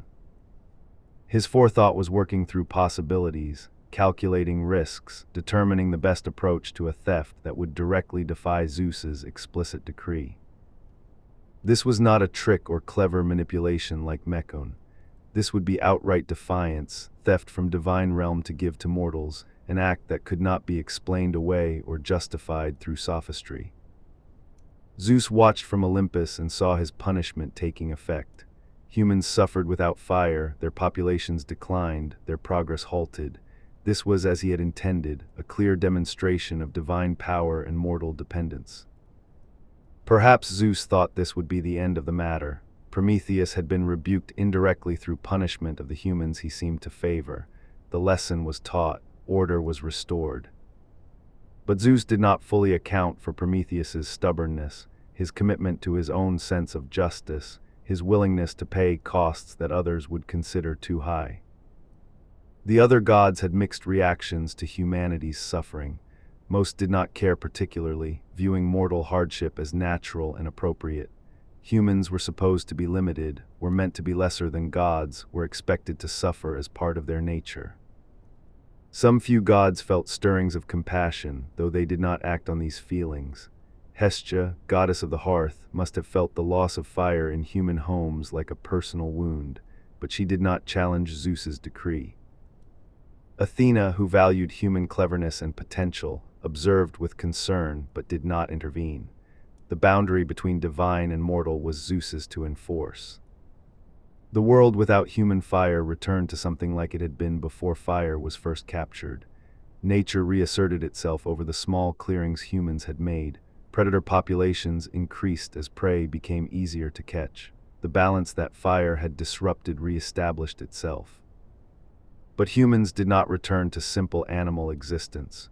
They had tasted something more than mere survival. They had known warmth and light and cooked food. They had experienced the beginnings of culture and technology.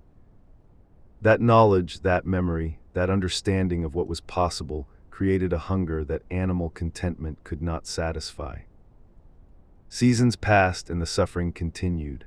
Winter came and went, taking its toll in deaths and misery. Spring arrived but brought little relief, as humans had no surplus from winter to build on. Summer provided warmth, but also reminded people of what fire had once meant during cold months. The cycle of seasons became a cycle of survival and loss, temporary relief and returning hardship. Without fire, humans could not store food effectively, could not plan for future needs, could not build anything lasting. They were trapped in an eternal present, unable to progress, unable to improve, unable to become anything more than they were. This was the true punishment Zeus had inflicted, not just physical hardship but the theft of potential, the removal of the tool that would allow humans to transcend their limitations. Without fire, there could be no civilization, no art, no philosophy, no meaning beyond mere survival. Zeus had not simply taken a useful tool. He had taken the foundation of all human advancement, the prerequisite for everything that would make human existence meaningful rather than merely biological. And he had done this deliberately, knowing exactly what he was taking and why it mattered. But fire still existed in the divine realm. It burned on Olympus in hearths and altars and ceremonial spaces. The gods enjoyed warmth and light and all the benefits fire provided, benefits they did not strictly need but appreciated nonetheless. The contrast was stark and intentional. Mortals suffered in cold and darkness, while immortals lived in comfort and light. The separation between divine and human was made visible, tangible, undeniable. This was hierarchy made manifest, order made clear through the unequal distribution of fire's benefits. Prometheus saw this contrast and found it unjust, not because he believed humans deserved equality with gods, but because he believed the gap was unnecessarily wide. Humans needed fire for basic survival, while gods merely enjoyed it as a luxury. The calculus seemed wrong to him. The balance seemed skewed beyond what divine authority required. His sense of justice, which operated according to its own logic rather than Zeus's decrees, demanded correction. And his forethought had already determined how that correction would be achieved, what form it would take when the moment would come. The time of fire's absence stretched longer than humans thought they could endure, but they endured anyway because the alternative was extinction.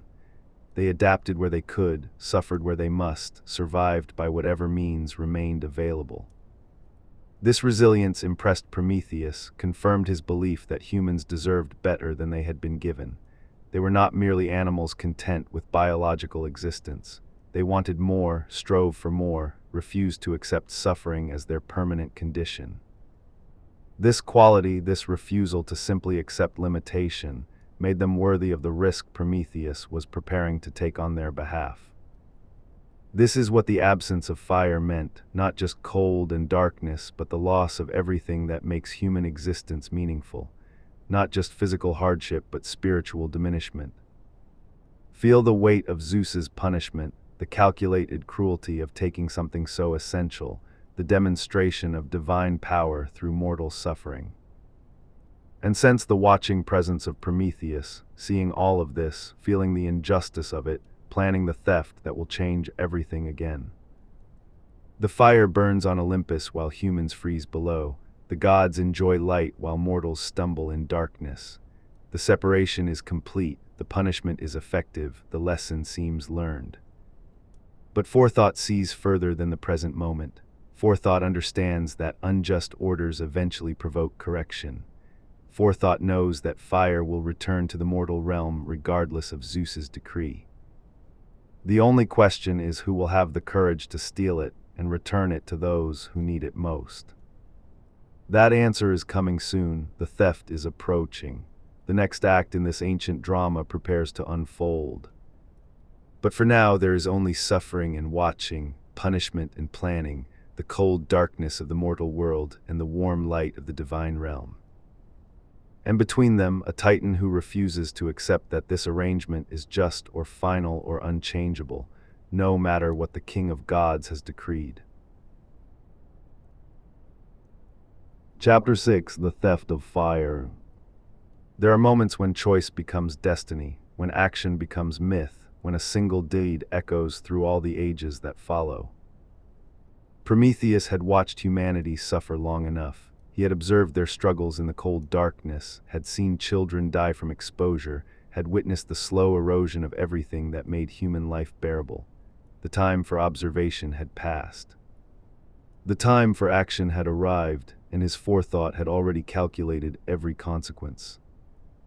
The decision to steal fire was not made in sudden anger or impulsive compassion.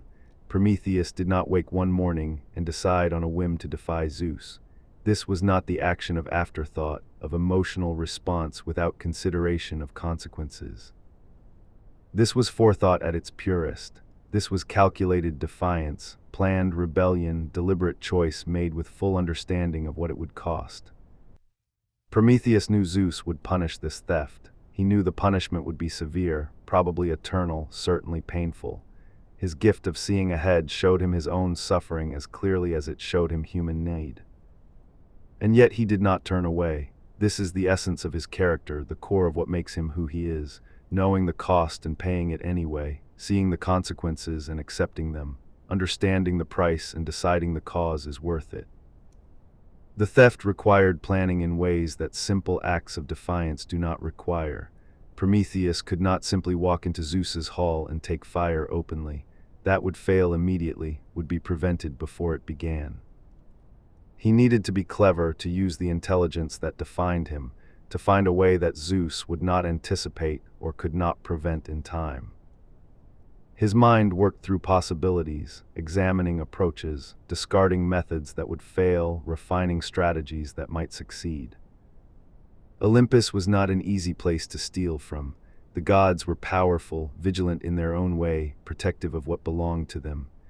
Fire burned throughout the divine realm, but it was watched, guarded by awareness if not by actual sentries. To take fire meant approaching close enough to reach it, meant having something to carry it in, meant escaping before discovery, meant reaching the mortal world before divine intervention could stop him.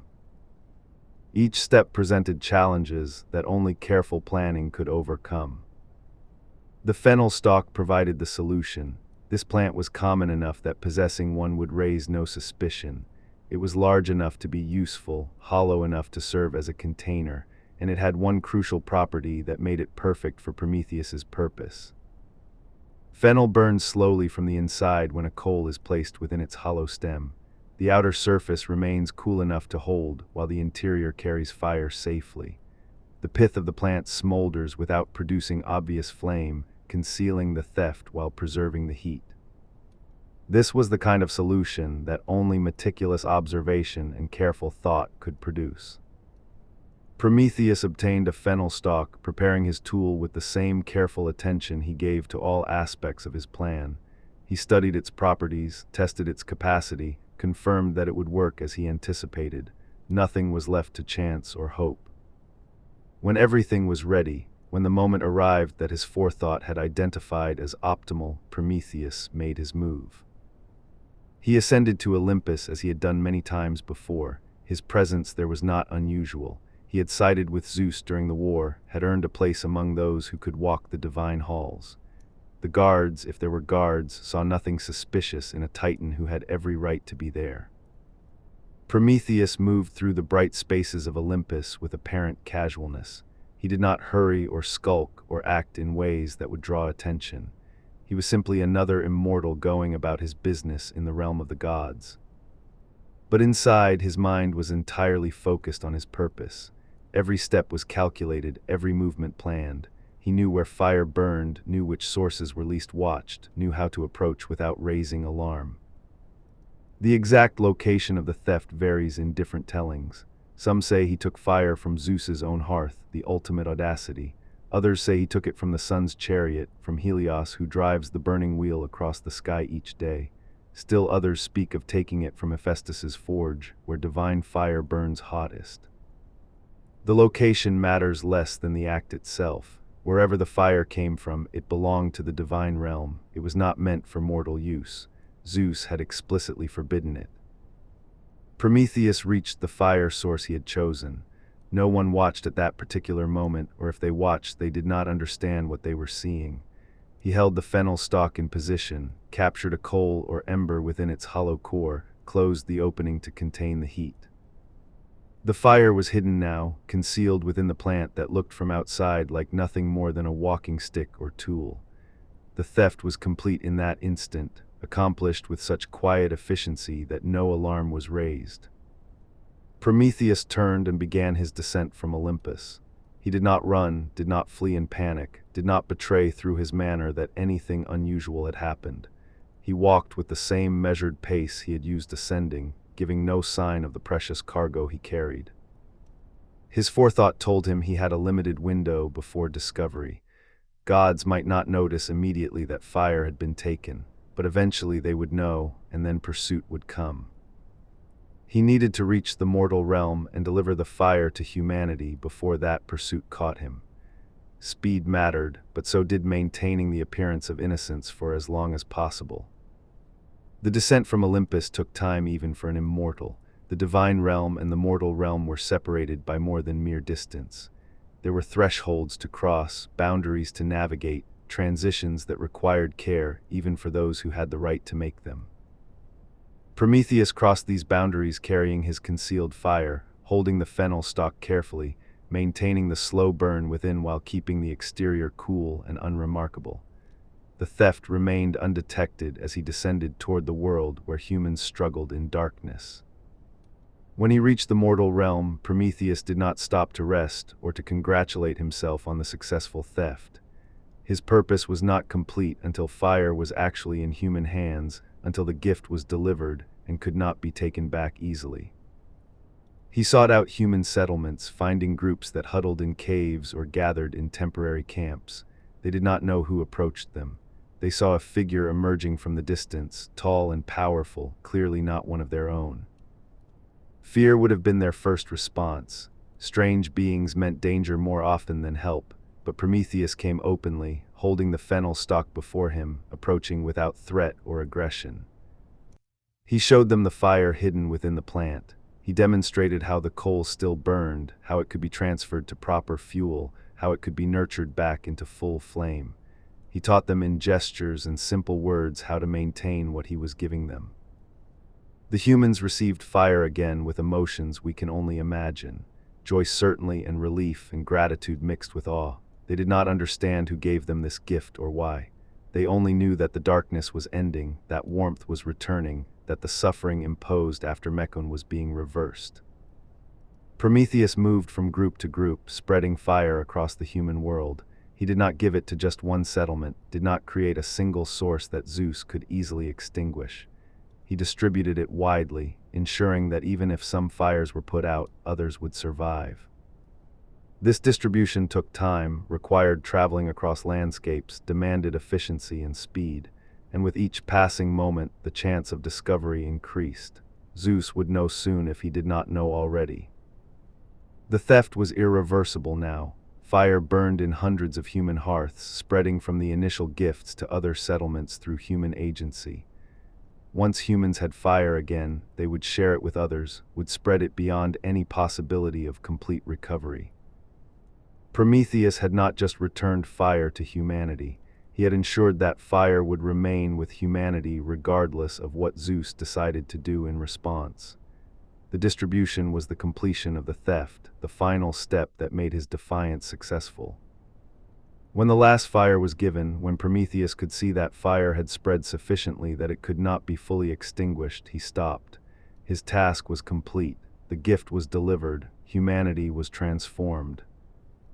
And now came the part his forethought had seen all along. Now came the consequences, the punishment, the price for defying the king of gods. Prometheus had known this moment would arrive, had prepared himself for it as much as anyone can prepare for suffering. But he did not flee. He did not try to hide in remote places where Zeus might not find him. He did not beg other gods for protection or sanctuary. He simply waited, knowing that Zeus would come for him, that justice as Zeus understood it would be imposed. The discovery on Olympus must have been dramatic. Perhaps a god noticed the missing fire first. Perhaps Zeus himself sensed the theft through his awareness of cosmic order. Perhaps someone saw smoke rising from mortal settlements and understood what it meant. However it happened, Zeus learned that fire had been stolen and given to humans. He learned that Prometheus had defied his explicit decree, had undone his punishment, had challenged divine authority in the most direct possible way. The anger Zeus felt was unlike his anger at Mecone. That had been anger at cleverness, at being outmaneuvered, at having his authority challenged indirectly. This was anger at outright defiance, at theft, at rebellion that admitted no excuse or justification. Thunder rolled across clear skies as Zeus's fury manifested. Lightning struck in patterns that suggested divine rage. The other gods drew back, recognizing that Zeus's wrath was terrible and that Prometheus would bear its full weight. But Zeus did not act immediately in blind rage. He was too intelligent for that, too aware that hasty punishment might be ineffective punishment. Instead, he planned, considered, calculated what response would be most fitting, most terrible, most permanent. The theft of fire would require punishment that matched its significance. Not a quick destruction that would be over in an instant, not a confinement in Tartarus like the defeated Titans. Something else, something that would demonstrate the cost of defying Zeus while keeping Prometheus alive to suffer it. Humans celebrated their reclaimed fire with the intensity that only recovered blessing can inspire. They lit fires that had been dark for so long. They cooked food that had been eaten raw. They warmed themselves against cold that had seemed endless. They gathered around flames and told stories, extended their useful hours into darkness, drove away predators that had grown bold in the fireless time. They began to rebuild what had been lost, to create again what fire made possible. The transformation was immediate and profound. With fire, humans could do things that had been impossible without it. They could see in darkness, could work metal, could preserve food, could defend themselves more effectively. They could think about futures beyond immediate survival. Fire was civilization's foundation, and Prometheus had returned that foundation to humanity. Everything that would follow in human development, all the achievements and creations and accomplishments, all of it rested on this gift. Prometheus knew this. His forethought had shown him not just the immediate relief fire would bring, but the long-term consequences. Cities would rise because of fire. Art would be created. Philosophy would develop. Humans would become something more than struggling animals because fire gave them the tools to transcend their limitations. This knowledge justified the cost he knew he would pay. This vision of human potential made his suffering worthwhile, made the theft necessary, made the defiance of Zeus an act of justice rather than mere rebellion. The ancient sources treat the theft with appropriate gravity. Hesiod does not embellish or dramatize. He simply states that Prometheus stole fire in a fennel stalk and gave it to humans. The act needs no elaboration because its significance is self-evident. Later writers would add details, would imagine conversations or divine conflicts, would create dramatic scenes, but the core story remained constant. Prometheus saw human need, stole fire from the divine realm, returned it to mortal hands, and accepted the consequences. This is the iconic act, the defining moment, the deed that makes Prometheus's name known to every generation. Not because it was the cleverest trick or the boldest rebellion, but because it changed human destiny permanently. Before the theft, humans were limited creatures living at the mercy of forces they could not control. After the theft, humans possessed the tool that would allow them to become civilized, cultured, capable of meaning and beauty and understanding. The theft of fire was the theft of possibility itself, the gift of potential, the opening of futures that would otherwise have remained closed forever. Zeus watched from Olympus as fire spread through the mortal world. He saw humans celebrating their reclaimed blessing. He understood that the theft was complete, that fire could not easily be taken back a second time without risking complete extinction of humanity. And perhaps some part of him recognized that this outcome was inevitable. Perhaps his forethought, though less developed than Prometheus's, had seen that the mortal realm needed fire, that human potential required this tool, that the cosmic order itself benefited from having humans who were more than mere animals. But recognition did not mean acceptance. Inevitable did not mean permissible. Zeus could understand why Prometheus acted without approving the action, could see the logic without accepting the defiance. Prometheus had broken cosmic law. He had stolen from the gods. He had defied explicit decree. These things required punishment regardless of their justification, regardless of their necessity, regardless of their ultimate benefit to the cosmic order. The king of gods prepared to demonstrate what happened to those who challenged his authority, no matter how noble their motives, no matter how beneficial their actions, no matter how justified they believed themselves to be.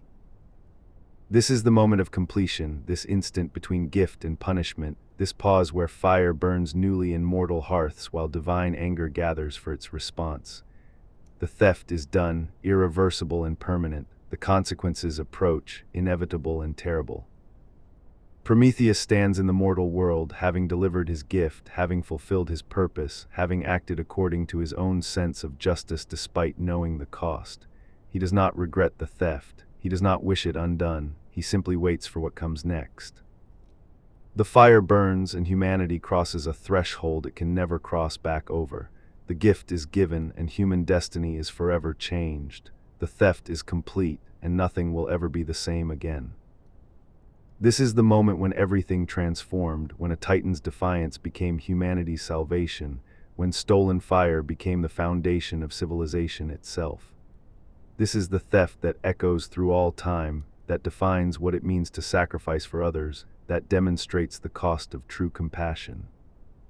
Fire burns in the mortal world again, returned by the one who thinks ahead, given by the one who cares when others do not, stolen by the one willing to pay any price for justice as he understands it. The forethinking one has acted, and the consequences will define his existence for eternity. But for now, in this brief moment before punishment falls, there is only the fire burning and the humans warming themselves, and the Titan watching with satisfaction mixed with grim awareness of what approaches. The gift is given, the deed is done, and the story continues toward its inevitable conclusion. Chapter 7: Zeus's Final Answer, Pandora. Zeus did not respond to the theft of fire with immediate violence against Prometheus. That response would come later, when the Titan's punishment was carefully designed to match his crime. But first, Zeus turned his attention to humanity itself, to the mortals who had benefited from Prometheus's defiance. They had received fire through theft, had accepted stolen goods, had welcomed back what Zeus had explicitly withheld. Whether they understood the cosmic implications or not, they were complicit in the challenge to divine authority. Zeus considered how to respond to humanity in ways that would be permanent, meaningful, and fitting. He would not simply take fire away again, as that battle was already lost. The fire had spread too widely, had been distributed too carefully by Prometheus's forethought. Instead, Zeus would give humanity something, a gift that was also a curse, a blessing that carried hidden poison, a creation that would ensure human life remained difficult even with fire's advantages. The punishment would take the form of a woman, the first woman, crafted specifically to bring suffering into the world. The creation of Pandora was deliberate and methodical. Zeus did not fashion her himself, but instead commanded the other gods to participate, each adding their particular gifts to make her perfect for her purpose. This was creation by committee, divine collaboration in service of cosmic punishment. Hephaestus received the first command. As the craftsman god, master of forge and fire, he was tasked with shaping Pandora's physical form. He took earth and water, mixing them into clay that could be molded and given life. His hands, skilled from countless divine works, shaped a female figure of extraordinary beauty. Every proportion was calculated, every curve was deliberate, every feature was designed to attract and please the eye. Hephaestus worked with the concentration he brought to all his creations, forming limbs and features, body and face, making something that appeared fully human but was actually divine artifice. When the physical form was complete, Hephaestus breathed life into the clay. This was power that only gods possessed, the ability to transform inanimate matter into living being. The clay figure became flesh, the sculpted form became a breathing woman. Pandora stood before the assembled gods, alive but not yet complete. She had a body but needed more to fulfill the purpose Zeus intended. Each god would contribute something essential to her nature. Athena was called next. The goddess of wisdom and craft taught Pandora skills that women would need, practical knowledge for managing household and creating necessary things. She showed Pandora how to weave, how to create fabric from thread, how to turn raw materials into useful goods. Athena dressed Pandora in fine clothes, garments befitting someone who would be presented as a gift.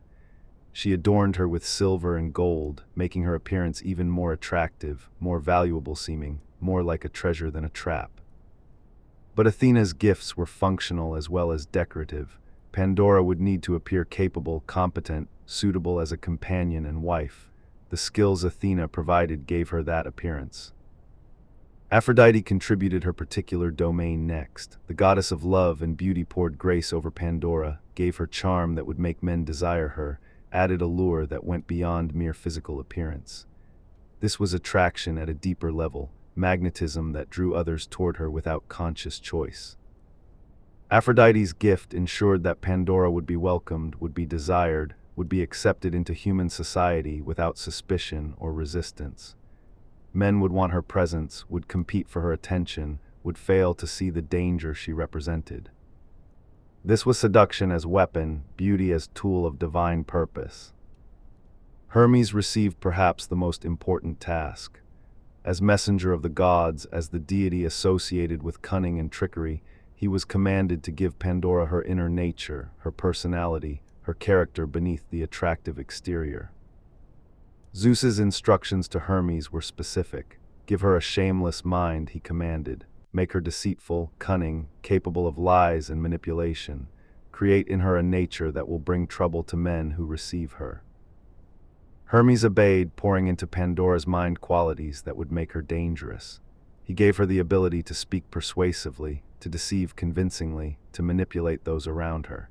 He made her curious beyond wisdom, impulsive beyond caution, unable to resist doing what she was told not to do. This was cruelty by design, the creation of a being whose very nature would cause problems simply by being what she was made to be. The gods also gave Pandora her name, though the sources disagree slightly on when this naming occurred. Pandora means all gifted, the one who receives gifts from all the gods. The name was accurate but ironic, as these gifts were not kindnesses but tools of punishment. She was beautiful, skilled, charming, and fundamentally flawed in ways that would bring suffering. She was the perfect gift that was actually a perfect curse. Zeus provided one final element to complete his plan. He He gave Pandora a jar, a large ceramic vessel sealed with a lid. The later tradition would mistranslate this as a box, but the Greek word was pithos, a storage jar used for wine or oil or grain. This jar contained all the evils that would plague human existence. Sickness and disease, pain and sorrow, hatred and envy, all the sufferings that humans had not yet fully experienced were sealed inside this vessel. Zeus commanded Pandora never to open the jar. He told her explicitly that the jar must remain closed, that its contents must stay sealed, that curiosity about what lay inside must be resisted.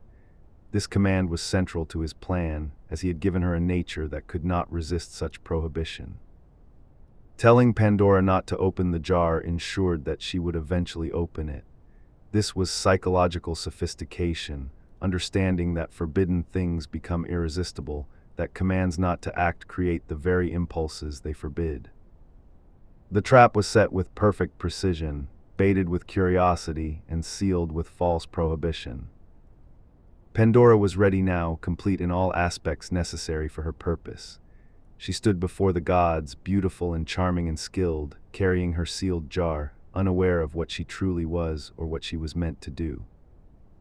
Zeus looked at her with satisfaction.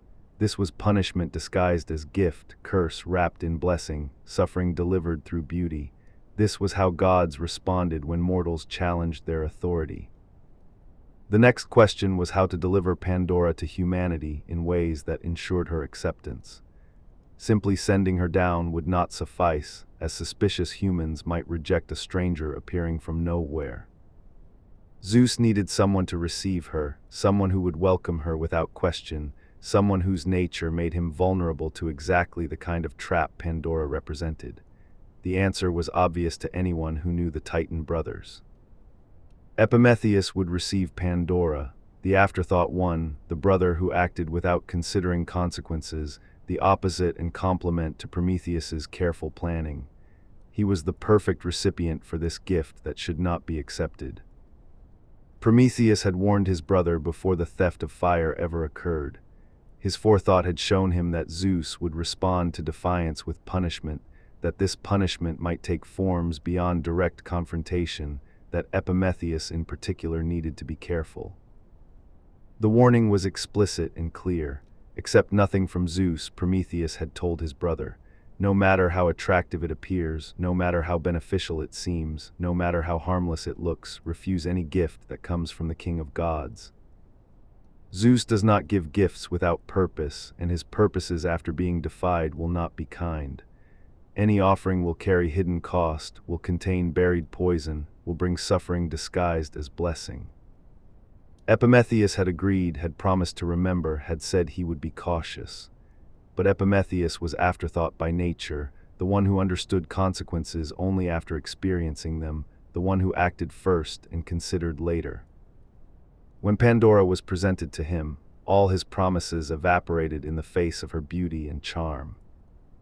Hermes served as the messenger, bringing Pandora down from Olympus to the mortal realm where Prometheus lived.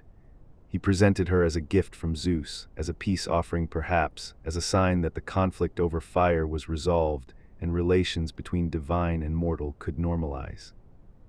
The presentation was everything it needed to be. Hermes was persuasive, Pandora was beautiful, the story was plausible enough. Zeus was offering reconciliation through this generous gift of a perfect companion for the Titan who had remained neutral during conflicts. Prometheus looked at Pandora and forgot everything his brother had warned. He saw beauty and grace, skill and charm, everything a companion should be. He saw a gift that seemed too valuable to refuse, a blessing that appeared to carry no cost. His nature as afterthought meant he could not imagine the hidden consequences. He could not see past the attractive surface to the trap beneath. He responded to immediate appearance without considering deeper implications. He accepted Pandora gladly, welcoming her into his home, taking her as his wife. The trap was sprung, the gift was received, and Zeus's plan moved forward exactly as designed. Prometheus learned of his brother's decision with the despair that comes from seeing foreseen disasters unfold exactly as predicted. His warning had been clear, his brother's promise had seemed sincere, yet afterthought had triumphed over forethought once again. But there was nothing to be done now. Pandora was in the mortal realm, accepted into Prometheus's household, positioned to fulfill her purpose. The consequences would follow as certainly as Zeus had planned. Pandora lived with Prometheus in what seemed like normal domestic existence. She performed the tasks Athena had taught her, demonstrating skill in weaving and household management. She displayed the charm Aphrodite had given, making herself pleasant company and attractive presence. But the jar remained in their home, sealed and mysterious, forbidden and therefore fascinating. Zeus's prohibition echoed in Pandora's mind constantly. Do not open the jar, he had commanded, but the command itself made the jar irresistible. Curiosity grew in Pandora like a living thing. What could be inside that required such explicit prohibition? What was so dangerous that even looking must be forbidden? What secrets did the jar contain that Zeus wanted kept sealed? The questions multiplied, became obsessive, occupied her thoughts during work and disturbed her sleep at night. The jar sat there, innocent looking from outside, containing she knew not what, calling to her with the voice of forbidden knowledge. Hermes had crafted her nature specifically to be unable to resist this call. The curiosity he gave her was stronger than any wisdom or caution. The impulsiveness was more powerful than any prudence or fear. She was made to open the jar just as surely as the jar was made to be opened. Time passed, measured in days or weeks or months depending on which telling you follow, but the exact duration does not matter. What matters is that eventually, inevitably, Pandora's nature overcame Zeus's prohibition. Curiosity defeated obedience, impulse overcame restraint, and she reached for the sealed lid. Perhaps she told herself she would just look quickly and seal it again. Perhaps she convinced herself that one peek could not hurt. Perhaps she simply acted without thought, driven by the nature the gods had given her. Her hands grasped the lid. She lifted it from the jar's mouth, and in that instant everything changed forever for humanity. The evils poured out in a rush, released from their containment, spreading across the world with speed that prevented any possibility of recapture. They were not physical beings, but forces, conditions, afflictions that would now define human existence. Disease came first, sickness in forms humans had not known before, plagues that would sweep through populations, fevers that would consume the strong, wasting illnesses that would destroy slowly and painfully. The robust health humans had enjoyed became fragile, subject to countless ailments. Pain followed, not just the immediate pain of injury but chronic suffering, conditions that hurt constantly without visible cause, aches that never fully healed, discomfort that became permanent companion to human existence. Toil emerged from the jar, the grinding necessity of labor that would never end. Work had existed before, but now it became inescapable burden rather than episodic necessity. Fields would require constant tending, crops would demand endless attention, survival would require exhausting effort that yielded barely enough return. Grief spilled out, the emotional suffering that comes from loss. Not just sadness but deep anguish, the pain of watching loved ones die, the agony of separation, the despair that follows tragedy. Humans would mourn now in ways they had not needed to mourn before. Envy escaped, the poison that makes people resent others' success. Where humans had once cooperated naturally, now they would compare and compete, would feel diminished by others' gains, would harbor resentment that poisoned relationships. Hatred emerged, the capacity for deep and lasting anger, not just momentary fury but sustained loathing, the desire to harm others not for gain but simply from malice. Violence would increase as hatred gave motivation beyond mere survival needs. Old age came forth as a curse rather than achievement. Before, the elderly had simply been those who survived longest. Now old age brought decrepitude, weakness, loss of faculties, indignity that made long life something to fear rather than celebrate. All the evils that would make human existence difficult and painful and tragic spread across the world in moments. They infected humanity like a plague, settled into human experience like permanent residents, became part of what it meant to be mortal. Pandora saw what she had done and tried desperately to close the jar again. She slammed the lid back down, sealed it as quickly as she could, attempted to trap inside whatever remained unreleased, but she was too late for the evils. They were gone, spread across the world, already beginning their work of making human life hard and painful and tragic. No amount of regret or effort could recall them or undo what had been done. But one thing remained inside the jar when Pandora sealed it again. Hope stayed trapped within, unable to escape with the evils, caught by the closing lid before it could emerge into the human world.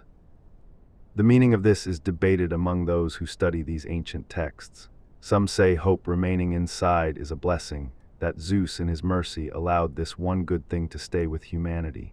Hope would sustain people through all the sufferings the evils brought. Others say hope staying trapped is part of the curse. Humans suffer all the evils but lack the hope that might make suffering bearable. They endure pain and disease and toil without the consolation of believing things might improve. Still others argue that hope itself is an evil, a false comfort that deceives humans into thinking tomorrow will be better when suffering is actually permanent. Hope trapped inside means humans are spared this particular delusion. Hesiod does not clarify which interpretation is correct. He simply tells us that hope remained inside when the jar was closed, and he leaves the meaning ambiguous. Perhaps this ambiguity is intentional, reflecting the complex nature of hope itself. The immediate effect on humanity was catastrophic. People who had been relatively healthy began to sicken. Those who had worked reasonable amounts found labor becoming endless. Those who had lived in general harmony began to experience envy and hatred and conflict.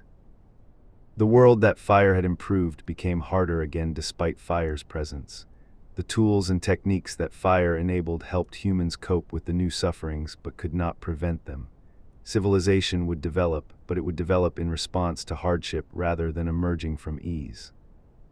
This was Zeus's answer to Prometheus's theft. You gave them fire, Zeus was saying, so I will give them suffering that fire cannot solve. You tried to improve their condition, so I will ensure their condition remains difficult regardless of what tools they possess. The punishment was elegant in its cruelty. Humans kept the fire but gained sufferings that made fire's benefits necessary rather than transformative. They could cook food but would struggle to find food to cook. They could warm themselves but would face harsher cold. They could see in darkness but would have more reasons to fear what darkness held. Prometheus understood too late what his acceptance of Pandora had cost. He saw the evils spreading, watched humanity begin to suffer in new ways, realized that his brother's warning had been absolutely correct. His afterthought finally caught up with events, but understanding after the fact could not undo what was done.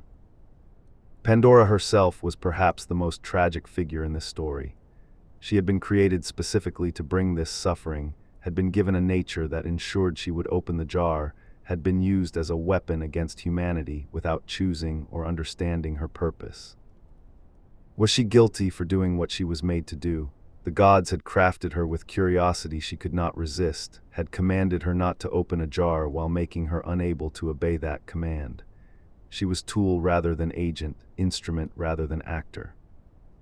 Yet the suffering was real regardless of who bore responsibility.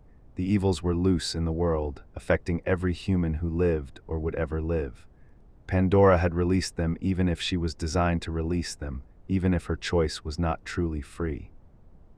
The tradition treats her with appropriate complexity, neither fully blaming nor fully excusing, recognizing her as both victim and perpetrator of the cosmic punishment Zeus designed. Humanity's relationship with women was forever shaped by this myth. Pandora was the first woman in Hesiod's telling, the origin of the female sex, and she brought suffering into the world. This became justification for suspicion toward women, for believing them to be sources of trouble, for treating them as dangerous necessities. This interpretation is deeply unjust, blaming half of humanity for divine punishment that was not their choice or fault. But myths shape cultures, and this myth shaped Greek attitudes in ways that caused real harm to real women for generations. The story itself is not to blame for this misuse. The story is about divine punishment and human suffering, about the costs of challenging divine authority, about how gods respond when their decrees are defied. But cultures read into myths what serves their purposes, and this myth was read as condemning women generally. Zeus achieved his purpose through Pandora. He had responded to the theft of fire with a punishment that would last as long as humanity existed. Every sickness, every pain, every hardship humans experience could be traced back to this moment, to the opening of the jar, to divine anger at mortal presumption.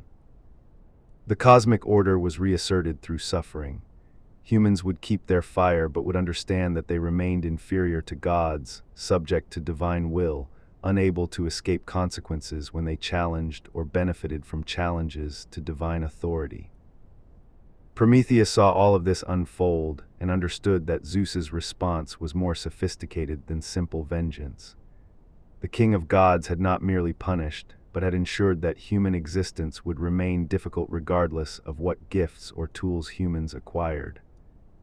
Progress was possible now, but would always be progress against suffering rather than movement toward ease. Civilization would develop but as response to hardship rather than expression of flourishing. Humans would create meaning and beauty, but in spite of their condition rather than because of it. This made humanity's eventual achievements more remarkable, more meaningful, more worthy of the effort Prometheus had expended on their behalf. But it also meant his gift of fire was only partial solution, only beginning rather than completion of human elevation. This is what Pandora brought into the world, not through her own choice or nature originally her own, but through divine design and cosmic punishment. The jar is opened, the evils are loose, and hope remains trapped inside with ambiguous meaning. Human existence is transformed again, this time not through gift but through curse, not through improvement but through degradation. The fire burns but suffering burns alongside it, and humanity must learn to live with both. The stage is set now for Prometheus's own punishment, for Zeus's direct response to the Titan who defied him. Humanity has paid for the theft of fire. Now the thief himself must face consequences that will be terrible and eternal. But that reckoning is still ahead. For now, there is only the open jar, the spreading evils, the trapped hope, and humanity beginning to understand that their condition has changed forever in ways that fire alone cannot remedy. The forethinking one watches and understands and prepares himself for what comes next. He does not regret giving fire despite seeing these consequences. He simply accepts that challenging divine authority carries costs that must be paid. The story continues, darker now, harder now, moving towards suffering that will make Pandora's curse seem gentle by comparison. Zeus's final answer to humanity is complete. His answer to Prometheus is about to begin. Chapter 8: The Binding of Prometheus. The time for Prometheus's punishment had arrived, and Zeus would make it exemplary. The theft of fire could not go unanswered. The defiance could not be ignored. Every god and titan needed to see what happened when divine authority was challenged, when cosmic law was broken, when forethought decided it knew better than the king of gods. Zeus had already punished humanity through Pandora and her jar of evils, but Prometheus himself had yet to face consequences for his actions. That oversight would now be corrected in ways that would demonstrate the reach of divine power and the permanence of divine judgment. The punishment would not be quick death or simple imprisonment. Those were too merciful, too final, too much like escape. Prometheus would suffer in ways that continued forever, that renewed constantly, that provided no possibility of relief through adaptation or endurance. Zeus commanded that Prometheus be bound, chained in a location far from both divine and mortal realms.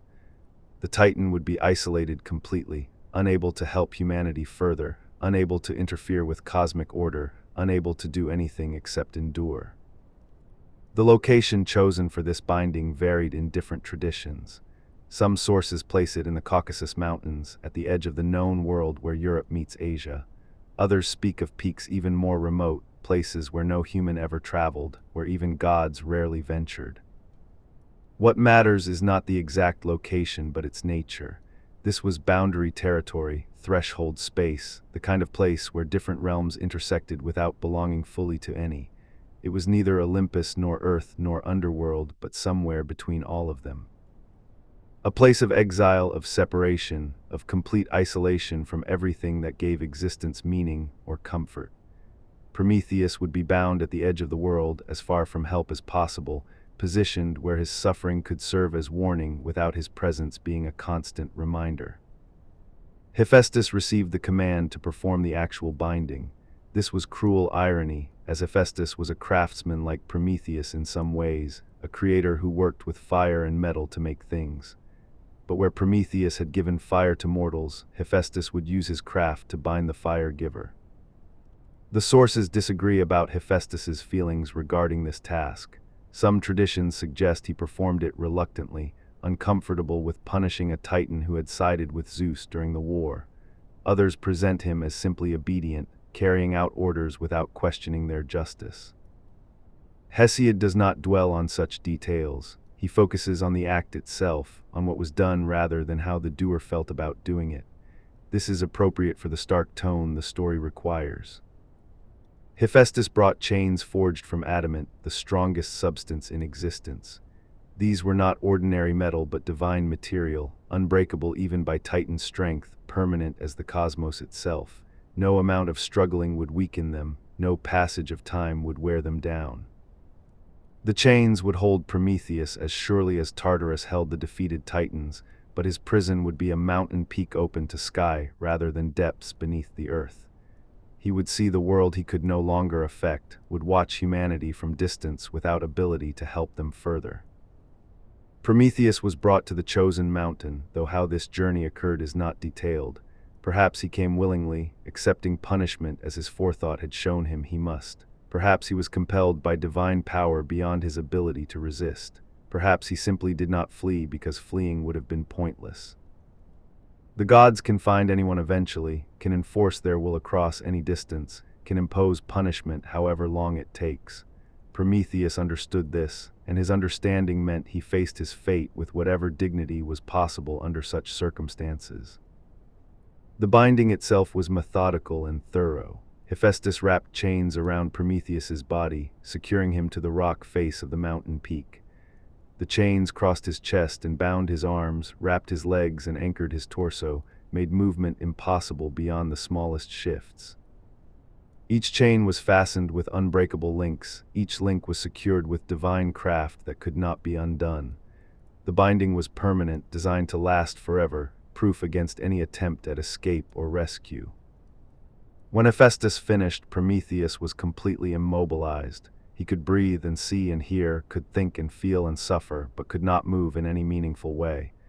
He was frozen in position, locked into place, made into living statue that experienced everything but could do nothing. This was the first layer of punishment, the physical restraint that removed all agency, all possibility of action, all capacity to affect the world beyond the small space his bound body occupied. For a being defined by forethought and action, by planning and intervention, this immobility was itself a profound torture. But Zeus was not finished. Physical binding alone was insufficient punishment for the crime of stealing divine fire. Something more was needed, something that would cause ongoing pain rather than just restraint, something that would renew rather than simply persist. Zeus sent an eagle to the mountain where Prometheus was bound. This was no ordinary bird, but a divine creature, massive and powerful, sent with explicit purpose and divine protection. The eagle would serve as instrument of punishment, agent of ongoing torture, the means by which Prometheus would suffer daily. The eagle's task was simple and terrible. Each day it would come to where Prometheus hung in chains. It would land on the Titan's bound body and begin to feed, not on surrounding flesh or muscle, but specifically on the liver. The liver held significance in Greek understanding. They believed it to be the seat of emotions, the organ where feelings resided, the physical location of pain and passion, and all the experiences that made existence vivid. To attack the liver was to attack the center of sensation itself. The eagle would tear open Prometheus's torso with its beak, would rip through divine flesh to reach the liver beneath, would feed on the organ while Prometheus remained conscious and aware. The pain was beyond description, beyond anything mortal bodies could experience, beyond even what most immortal beings ever suffered. Gods do not feel pain as mortals do. Their bodies are different, their nerves are less vulnerable, their experience of physical damage is muted or absent. But Prometheus was bound in ways that made him feel everything fully, that prevented his divine nature from protecting him from sensation. Every tear of the beak registered as agony. Every piece of liver consumed created pain that spread through his entire being. The eagle fed slowly, thoroughly, ensuring maximum suffering before it finished each day's meal. When the eagle finally finished eating and flew away, Prometheus was left broken, torn open, his liver consumed. Any mortal would die from such injury within moments. Any normal immortal would be severely weakened, requiring long recovery. But Prometheus was bound with purpose that included regeneration. His divine nature, enhanced by Zeus's specific design, caused his body to heal overnight. The torn flesh would knit together, the consumed liver would grow back, the damage would be completely repaired by morning. And in the morning, the eagle would return to feed again. The cycle would repeat eternally, without variation, without mercy, without any possibility of adaptation or relief. This was punishment designed by someone who understood suffering deeply. Zeus had created a torture that renewed itself, that never became familiar or bearable, that started fresh with full intensity every single day. Prometheus could never grow accustomed to the pain because each day brought the same shock of agony as if for the first time. The regeneration meant the punishment could continue forever without destroying the punished. Prometheus would not waste away, would not eventually succumb, would not find release in death or diminishment. He would suffer perpetually with his full capacity for pain intact. Time stretched ahead without end or variation. Day after day, year after year, century after century, the same cycle would repeat. The eagle would come, would feed, would leave. The night would bring healing. The morning would bring the eagle again. Prometheus hung in his chains and endured. His forethought had shown him this suffering before it began, had prepared him as much as anyone can prepare for eternal pain, but knowing what was coming did not make enduring it easier. He could see the world from his mountain peak. He could watch the sky change color with dawn and dusk. He could observe weather patterns moving across distant landscapes. He could track the passage of seasons through changes in vegetation and snow. And he could see humanity in the distance, living their lives with the fire he had given them, building settlements that grew into villages, developing techniques that became traditions, surviving and sometimes thriving despite all the hardships Zeus had imposed through Pandora's jar. This sight provided whatever comfort was possible under circumstances that admitted little comfort. Prometheus saw that his suffering had purpose, that his sacrifice had meaning, that the gift he gave was being used to build something worth the terrible cost he paid. The isolation was profound. No one came to visit Prometheus on his remote peak. The gods avoided the place where punishment was displayed, uncomfortable with witnessing what Zeus had done even if they approved of doing it. Mortals could not reach such heights, lacked the power to climb to boundary places between realms. Prometheus was alone with his pain, his chains, his thoughts, and the eagle that came each day to tear him open again. Solitude compounded suffering, made the long stretches between the eagle's visits nearly as terrible as the visits themselves.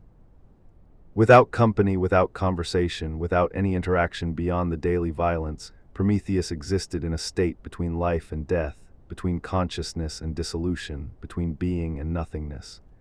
He was reduced to pain and memory, to suffering and observation, to endurance without hope of change.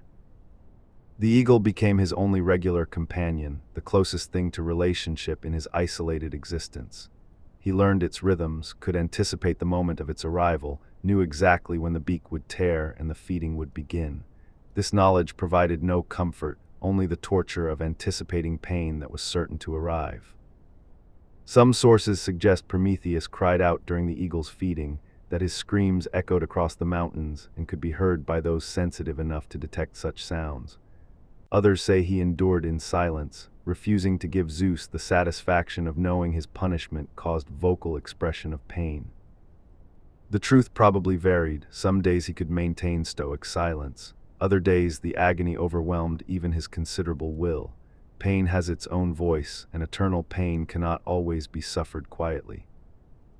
The weather affected his suffering in ways that added variation to the punishment. Rain fell on his exposed body, cold and unrelenting, finding every wound the eagle had made. Wind howled around the peak, freezing in winter and scorching in summer, providing no comfort in any season. Lightning struck near his position during storms, reminding him of Zeus's power, demonstrating that the king of gods could destroy him entirely if death were the desired outcome. But death was not the point. Suffering was the point, and suffering required continued existence. Snow accumulated on his bound form during winter months, covering him in white that turned red when the eagle came to feed. Ice formed in his wounds, adding different pain to the daily routine. The cycle of seasons meant the eternal punishment had variations even as its core remained constant. Prometheus's mind remained active despite his body's immobilization. He could not act but could still think, could not move but could still remember, could not help humanity but could still observe their progress from distance. His forethought continued to function even though there was nothing he could do with the knowledge it provided. Perhaps this mental capacity was itself part of the punishment. A mindless being could simply endure pain without reflecting on it, without remembering past suffering or anticipating future suffering.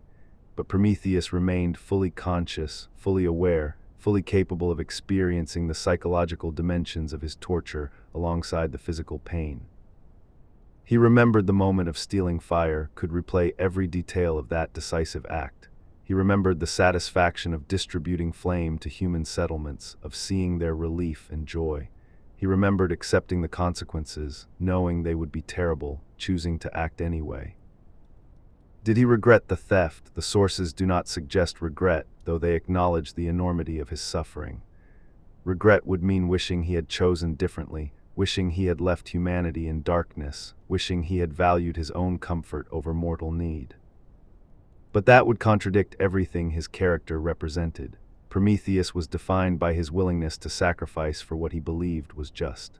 Regret would unmake him, would transform him into someone whose forethought had failed rather than someone whose forethought had simply calculated different values than Zeus used. The other titans knew of his punishment but could do nothing to help. Those in Tartarus were imprisoned themselves, powerless to affect events in the upper world. Those who remained free were too fearful of Zeus's anger to risk interceding on Prometheus's behalf.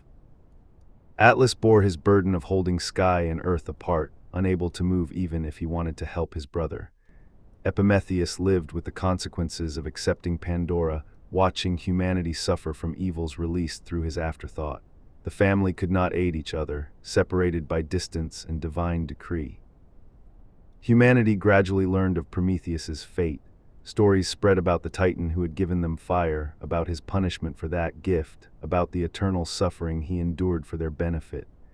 These stories shaped how humans understood sacrifice, how they thought about the costs of defying authority for just causes. Some humans felt gratitude toward Prometheus, recognizing that their improved condition came at terrible price paid by another. They honored his memory even though they could not help him, told stories about his courage and his caring, made him into a figure of reverence. Others felt guilt, believing that their use of fire somehow contributed to his ongoing torture. If they had refused the stolen fire, if they had remained in darkness, perhaps Prometheus would have been spared. This guilt was irrational but deeply felt. Still others accepted the fire without much thought about its source or cost. They simply lived their lives with the tools available to them, building civilizations that grew more complex with each generation. Prometheus became myth to them, story rather than real suffering being, distant rather than immediate. The years accumulated into decades, the decades into centuries. The eagle came each day without fail, as reliable as sunrise. Prometheus endured each day without release, as permanent as the mountains themselves. The punishment continued without variation or mercy. Zeus observed from Olympus with satisfaction mixed with other emotions harder to name. The punishment demonstrated his power effectively, showed all watching beings what happened when divine authority was challenged. But perhaps some part of him recognized the excessiveness, the cruelty of eternal torture for a theft that had ultimately benefited cosmic order. Or perhaps not, perhaps Zeus felt only satisfaction at seeing justice done, seeing cosmic law enforced, seeing the price of defiance made clear to anyone who might consider following Prometheus's example. The sources do not give us Zeus's internal state, only his actions and their results. The cosmos turned in its regular patterns while Prometheus hung bound on his mountain. Gods pursued their concerns, mortals lived their brief lives, nature followed its cycles. The punishment of one titan was significant but did not disrupt the larger order. This was part of what made it effective. Prometheus suffered enormously, but the cosmos continued normally. His torture did not threaten stability, did not create chaos, did not challenge the order Zeus had worked to establish. It was punishment that reinforced order rather than disrupting it. Time itself became different for Prometheus. Mortals measure time in days and years, marking progress toward death. Gods measure time in ages and eons, noticing centuries the way mortals notice seasons. But for someone in eternal punishment, time becomes simply endless present, each moment containing the same suffering as every other moment. There was no progress toward anything, no movement except the daily cycle of pain and healing. No future different from present, no hope of change or release. Just the binding and the eagle and the isolation and the knowledge that this would continue forever. This is what Prometheus endured for giving fire to humanity. The chains that never loosened, the eagle that never tired, the pain that never diminished, the isolation that never ended. This was the price of defiance, the cost of compassion, the consequence of challenging divine authority for the sake of mortal need. The forethinking one hangs bound at the edge of the world, suffering for his gift, paying eternally for his moment of decisive action. The fire burns in mortal hearths while its giver is consumed by divine eagle. The balance is cruel, but from Zeus's perspective it is just. And yet the story is not finished. Punishment is not the final word. Change will come eventually, though Prometheus cannot know when or how. His forethought shows him suffering, but not yet its ending. He hangs in present pain while future resolution remains hidden even from eyes that see ahead. The binding is complete, the punishment is established, and the eternal suffering has begun. But eternity is longer than even gods fully understand, and forces are already in motion that will eventually challenge even this seemingly permanent sentence. For now, though, there's only the mountain, the chains, the eagle, and the titan who gave humanity fire, and now pays the price Zeus demanded. The suffering continues without relief, without variation, without mercy. The forethinking one endures what his forethought showed him he would endure, what his sense of justice told him was worth enduring. The gift is given, the price is paid, and the story moves forward toward resolutions that even bound titans cannot prevent from eventually arriving. Chapter 9: Prophecy and Power. Prometheus hung in chains on his remote mountain peak, suffering daily torment that seemed designed to last forever. Yet Zeus did not simply kill him. The king of gods possessed the power to destroy Prometheus entirely, could have ended the Titan's existence with a thunderbolt as he had ended Mecone during the Great War. Death would have been simpler, cleaner, more final than eternal torture. But Zeus chose binding and ongoing punishment instead of execution. This choice reveals something crucial about the relationship between these two beings, about the balance of power that existed even within punishment, about what Prometheus possessed that made him valuable despite his defiance. Knowledge protected Prometheus even as chains bound him. He knew something Zeus needed to know, possessed information that concerned the king of gods directly, held prophecy that involved Zeus's own future and the stability of Olympian rule. This knowledge was leverage, protection against final destruction, insurance that kept Prometheus alive even while suffering. Zeus could punish, but could not afford to eliminate the bearer of secrets that might prove essential to divine survival. The exact nature of this prophecy varied somewhat across different sources and traditions, but the core remained consistent. Prometheus knew of a danger that threatened Zeus specifically, a future event that could overthrow the current order, a woman whose child would be greater than the father. This prophecy mattered because Zeus had overthrown his own father. Cronus had overthrown Uranus before him. The pattern of sons overthrowing fathers was established in cosmic history, repeated across generations, seemingly inevitable as the turning of ages. Zeus had broken this cycle by not being overthrown in turn, by establishing order that remained stable, by ruling wisely enough that rebellion became unnecessary. But the possibility remained, the danger lurked, the pattern could reassert itself if conditions aligned correctly. The prophecy Prometheus knew identified those conditions. Somewhere there existed a woman, a goddess, or perhaps a sea nymph, whose nature was such that any son she bore would surpass his father in power. If Zeus lay with this woman, if she conceived a child by him, that child would eventually overthrow him. This was danger of the highest order. Zeus's power rested partly on his strength, but mostly on his position, his authority, his status as king of gods. To be overthrown would not merely end his rule, but would plunge the cosmos back into the chaos of succession struggle. Everything Zeus had built, all the order he had established, the entire structure of Olympian governance would collapse if a stronger son replaced him through violent revolution. The pattern that plagued Uranus and Cronus would continue, and cosmic stability would remain forever impossible. Prometheus knew which woman represented this threat. He knew her name, her nature, her location.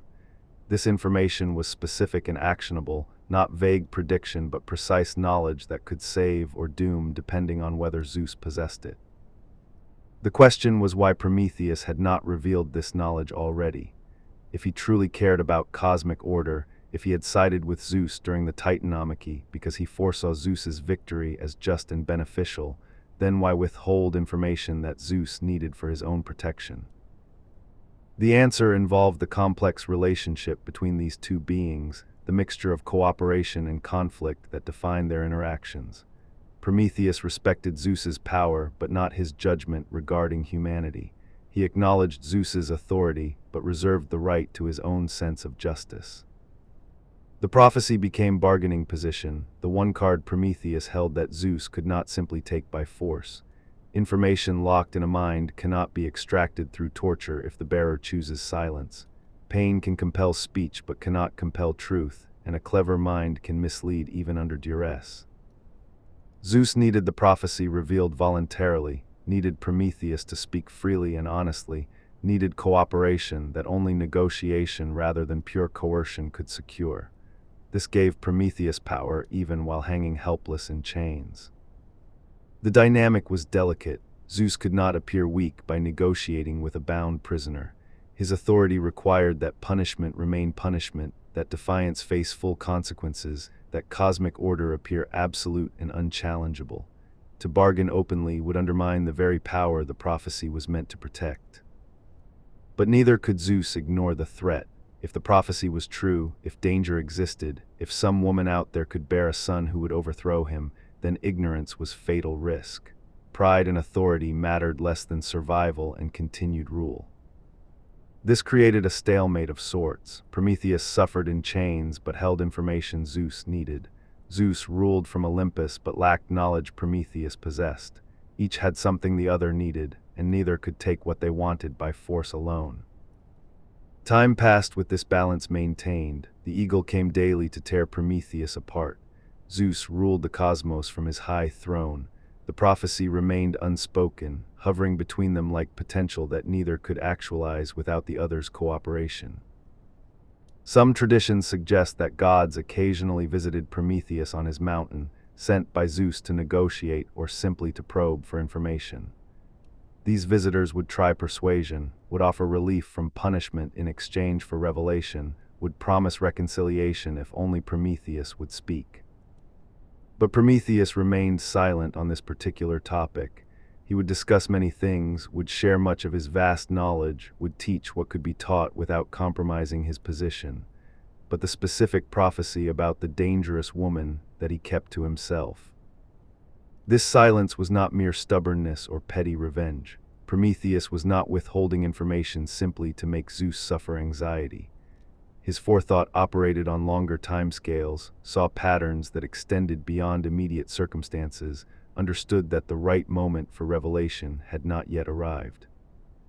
The prophecy would be revealed eventually, but only when conditions were correct, only when the exchange would secure something Prometheus valued, only when speaking served purposes beyond mere capitulation to pressure. His silence was strategic rather than spiteful. Zeus, meanwhile, had to navigate the uncertainty. He could not know for certain whether the prophecy was real or invented, whether the danger was imminent or distant, whether the woman in question existed or was merely hypothetical. Prometheus's reputation for forethought and truth-telling suggested the prophecy was genuine, but certainty remained elusive. This uncertainty affected Zeus's behavior in subtle ways. He became more cautious in his romantic pursuits, more careful about which goddesses and nymphs he lay with, more aware that pleasure could carry catastrophic consequences. The legendary promiscuity continued, but with an edge of anxiety it had not carried before. Every time Zeus desired a beautiful goddess or nymph, he had to wonder whether this was the one Prometheus had warned about. Every potential lover became potential danger. Every moment of passion carried the possibility of creating his own destroyer. This was psychological torture of a sophisticated kind, turning Zeus's own nature against him, making him suspicious of his own desires, creating anxiety around what should be simple divine pleasure. Prometheus's silence accomplished something his speech might not have achieved. The other gods were aware of this dynamic without fully understanding it. They knew Prometheus held some knowledge that concerned Zeus, knew this knowledge was why the Titan remained alive despite his defiance, knew the king of gods was somehow constrained by the bound prisoner's continued silence. This awareness subtly shifted power relationships on Olympus. Zeus was still absolute ruler, still commanded obedience, still wielded power beyond challenge, but the existence of secret knowledge he needed and could not obtain reminded everyone that even the king of gods had limitations. Absolute power is an illusion when anyone, even a chained prisoner, possesses something the powerful one cannot take by force. Authority requires more than strength. It requires information, cooperation, willing submission, rather than merely enforced compliance. Prometheus understood these dynamics better than most. His forethought showed him not just future events, but the underlying patterns that governed relationships and power.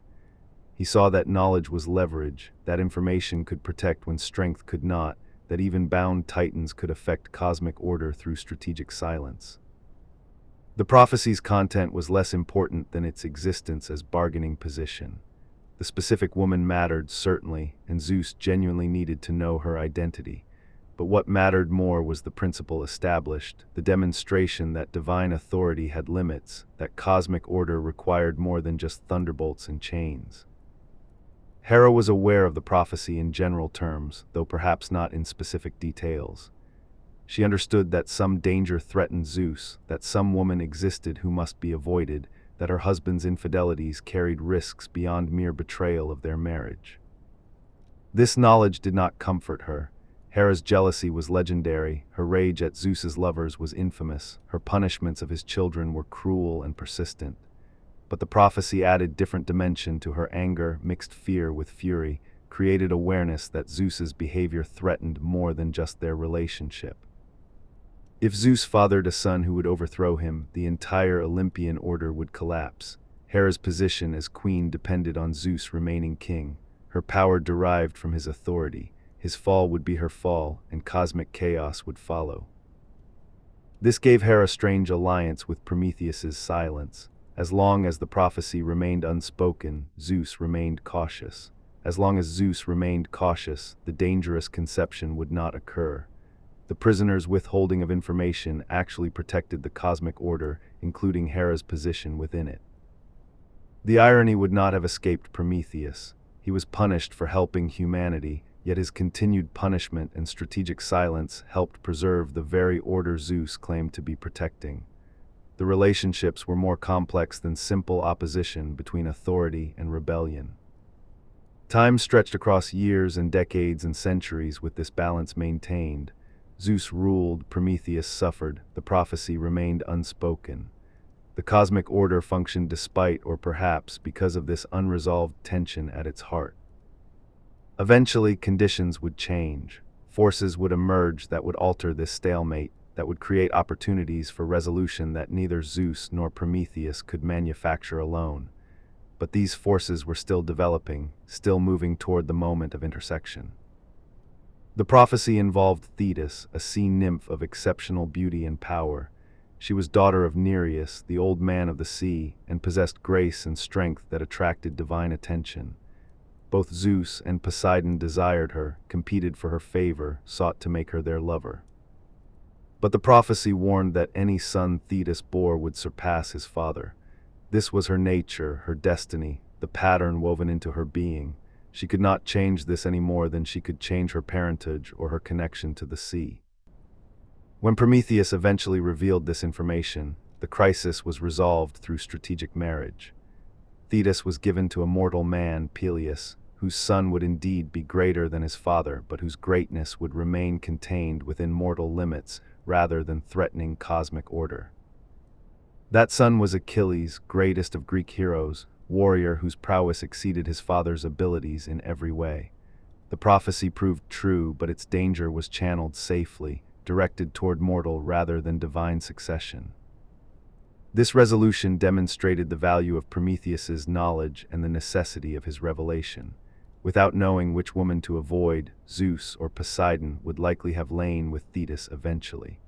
The resulting son would have overthrown divine authority, and cosmic order would have collapsed into succession war. Prometheus's silence protected that order while establishing his value. His eventual speech saved that order while demonstrating that cooperation served purposes force could not achieve. The cycle of knowledge, silence, revelation, and resolution illustrated how power operates through information as much as through strength. The mythic logic here is sophisticated. It acknowledges that rulers need more than force to maintain order, that even prisoners can possess leverage, that cosmic stability requires cooperation between authority and those who challenge it. These are not simple moral lessons, but observations about how systems function. Zeus learned something from this dynamic, though what exactly he learned remains unclear. Perhaps he recognized that absolute authority is impossible when information is distributed unevenly. Perhaps he understood that Prometheus's defiance came from principle rather than mere rebellion. Perhaps he simply accepted that some titans were more valuable alive than dead. Whatever Zeus learned, he did not release Prometheus from punishment. The binding continued, the eagle still came daily, the suffering remained eternal. Knowledge might protect from death, but did not secure freedom. Leverage might prevent destruction, but did not compel reconciliation. This was the harsh reality of cosmic justice. Even being right, even being necessary, even possessing knowledge, the powerful need does not guarantee fair treatment. Power makes its own rules, and those rules do not always align with reason or justice or practical necessity. Prometheus hung in his chains, possessing the prophecy that protected him from final destruction while providing no relief from ongoing torture. He had saved Zeus from overthrow while receiving no gratitude for that service. He had demonstrated his value while gaining no improvement in his condition. This paradox defined his situation. Too useful to kill, too defiant to release, too proud to beg, too committed to his principles to simply surrender and accept Zeus's absolute authority. He existed in a space between outcomes, suffering eternally while remaining essential. The prophecy about power and its limits applied to Prometheus himself as much as to Zeus. Prometheus had power through knowledge but lacked power through position. Zeus had power through position but lacked power through knowledge. Neither was truly absolute, neither was completely helpless, neither could dictate terms without considering the other. Knowledge here functions as power, how information provides leverage even to the bound and suffering, how cosmic order requires more than simple hierarchy to maintain itself. Prometheus hangs in chains but holds secrets. Zeus rules from Olympus but needs revelations. The balance between them is delicate, maintained through necessity rather than agreement, functioning despite ongoing conflict rather than through resolution. This is the reality of power in complex systems, where force alone cannot secure everything the powerful need. The forethinking one sees ahead even from his position of suffering. He knows the prophecy's value, understands when to speak and when to stay silent, calculates the long game while enduring the short-term pain. His chains bind his body, but his mind remains free. His knowledge remains his own. His leverage remains intact. Zeus rules with thunderbolts and authority, but cannot take what Prometheus chooses not to give. The king of gods learns that some things require asking rather than taking, that cooperation cannot always be compelled, that even absolute power has boundaries when facing stubborn wisdom. The story moves forward with this dynamic established. Prophecy provides protection without providing relief. Power demonstrates its limits without surrendering its claims. And the cosmos continues to function with this unresolved tension at its heart, this balance between authority and knowledge, this standoff between force and information. The binding continues, the prophecy remains meaningful, and the relationship between Zeus and Prometheus persists in its complicated state. Neither victor nor victim, neither master nor slave, neither friend nor simple enemy.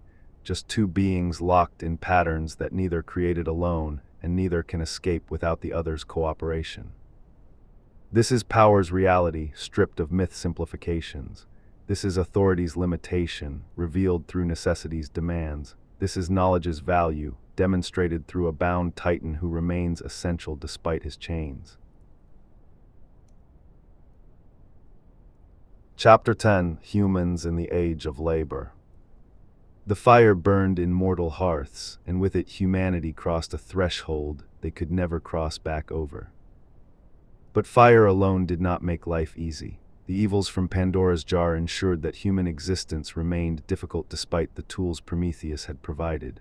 Disease weakened bodies that fire could warm but not heal. Pain afflicted people whom fire could comfort but not cure. Death came to all eventually regardless of how many fires they lit. The world humans inhabited after receiving fire was fundamentally different from the world before, yet it carried burdens that fire could not lift. This was the age of labor, the time when work became unavoidable necessity, when survival required constant effort, when ease became memory rather than reality. Hesiod describes this transformation with particular attention in Works and Days. He tells us that the gods hid bios from humans, that life's necessities were concealed, that what had once come easily now required exhausting struggle. This hiding was punishment for Prometheus's theft and humanity's acceptance of stolen fire. The earth itself changed its relationship with humans. Before, wild plants grew abundantly and freely, providing food without demanding cultivation. Animals roamed in patterns that made hunting relatively simple. Water flowed clean and accessible. Shelter was adequate without requiring elaborate construction. After the theft of fire and the opening of Pandora's jar, all of this changed. The earth became less generous, more demanding, requiring human effort to yield its fruits. Nature became something to struggle against rather than simply receive from. Agriculture emerged not from abundance but from necessity. Humans learned to plant seeds because gathering wild food was no longer sufficient. They learned to tend crops because neglect meant starvation. They learned to follow seasonal cycles because timing determined whether they would eat or die. The plow became an essential tool, and with the plow came back-breaking labor. Breaking ground required strength and endurance that left bodies exhausted. Clearing fields demanded time that could not be spent on other necessary tasks. Planting, weeding, protecting crops from pests and weather, harvesting when the time was right, all of this required constant attention and effort. Work expanded to fill all available time. There were no more days of rest simply because food was already secured. There was always more to do, always another field to tend, always preparation for the next season because current season's work would not carry forward without planning. The seasons themselves became harsher than they had been in earlier times. Winter brought cold that killed crops and threatened livestock. Summer brought drought that cracked earth and dried up water sources. Spring floods destroyed careful preparations. Autumn storms damaged harvests that represented entire years' labor. Humans had to plan for these hardships, had to store food against lean times, had to build better shelters to survive extreme weather. Fire helped with all of this, allowed for preservation through smoking and drying, provided warmth against cold, enabled tool making that improved efficiency. But fire did not eliminate struggle. It only made struggle survivable rather than immediately fatal. Humans worked endlessly with fire as their ally, but work remained endless regardless of what tools they possessed. The concept of justice emerged during this age as a response to scarcity and labor. When food came easily, there was little reason to fight over it. When survival required enormous effort, protecting the fruits of that effort became essential concern. Laws developed to regulate behavior, to prevent theft, to ensure that those who worked hard could keep what they earned. These were not philosophical abstractions, but practical necessities, rules that made social life possible when resources were limited and labor was exhausting. Zeus himself was sometimes called upon as guarantor of justice. Not the Zeus who had taken fire away and sent Pandora with her jar of evils, but Zeus as cosmic principle of right order. Humans needed to believe that justice existed beyond mere human enforcement, that cheating and theft and violence offended something greater than just their neighbors. This belief helped maintain social order during times of hardship. If Zeus watched and judged, if divine punishment awaited those who violated justice, then people had reason to behave decently even when short-term advantage could be gained through wrongdoing. The irony was subtle but real. Zeus had imposed these hardships on humanity, yet humans called upon Zeus to help them endure those hardships justly. The source of suffering became the guarantor of fair suffering. The one who made life hard became the one who ensured that hardness was distributed according to principle rather than pure power. Hesiod emphasizes this connection between labor and justice throughout Works and Days. He tells his brother Perses that work is unavoidable, that the gods have hidden easy life, that survival requires honest effort rather than tricks or theft or relying on others' labor. This is not mere moralizing but observation about how human society must function in the age after Prometheus's gift and Pandora's curse. Work is necessary, therefore justice must govern how work's rewards are distributed. Labor is unavoidable, therefore fairness in compensating labor becomes essential social principle. The agricultural calendar became framework for human life in ways that shaped culture fundamentally. Planting happened in spring after winter's cold had passed. Growing occurred through summer with constant tending and prayer for adequate rain. Harvest came in autumn, concentrated period of intense labor that determined whether the year would be one of plenty or scarcity. Winter was time of relative rest but also anxiety, as stored food had to last until spring planting could begin again. Humans learned to calculate carefully, to ration wisely, to plan for contingencies that might extend winter's deprivations beyond normal lengths. Festivals developed around these agricultural milestones, times when communities gathered to mark important transitions and to honor the gods who controlled weather and fertility. These festivals were practical as much as religious, reinforcing social bonds that made cooperative labor possible and celebrating successful harvests when they occurred. Demeter became increasingly important during this age, the goddess who controlled grain and harvest, who determined whether crops flourished or failed. Humans prayed to her and made offerings, hoping to secure her favor, recognizing that divine goodwill mattered when survival depended on forces beyond human control. The relationship between humans and gods became more formal, more ritualized, more desperate than it had been before. When life was easier, humans barely noticed gods. When survival required good weather and healthy crops, humans needed to believe gods could be influenced through proper worship. Sacrifice became central to this relationship. The division established at Mecone, with gods receiving bones and fat while humans kept meat, was followed in every ritual offering. This was not generosity but obligation, payment for divine favor, insurance against divine anger. Humans burned the required portions and prayed that smoke rising to heaven would please the gods enough to grant good seasons. Whether this worked or whether weather followed its own patterns regardless, humans had no way to know, but the rituals provided sense of control, feeling of agency, belief that their efforts could influence outcomes. Technology developed slowly but steadily during the age of labor. Humans invented better plows, more efficient tools, techniques for preserving food and building stronger shelters. Each innovation made survival slightly easier, but also raised the baseline of what was considered necessary. Once better plows existed, there was no going back to cruder versions. Once preservation techniques allowed for storing food longer, winters without such stored supplies became more dangerous rather than less. Progress created its own imperatives, established new requirements, made what had been luxuries into necessities. Fire remained central to all technological advancement. Metalworking developed, allowing for tools that were stronger and held edges longer than stone implements. Pottery enabled better storage of food and water. Architecture improved as humans learned to fire bricks and create more durable structures. Each advance was built on fire's foundation, demonstrating that Prometheus's gift truly was transformative even if it did not eliminate suffering. Without fire, none of these developments would have been possible. With fire, humans could progress even while struggling, could advance even while laboring endlessly. Population grew as agriculture became more reliable. More food supported more people, and more people required more food, creating cycles of expansion that drove continued agricultural intensification. Villages grew into towns, towns grew into cities, cities required more complex organization and governance.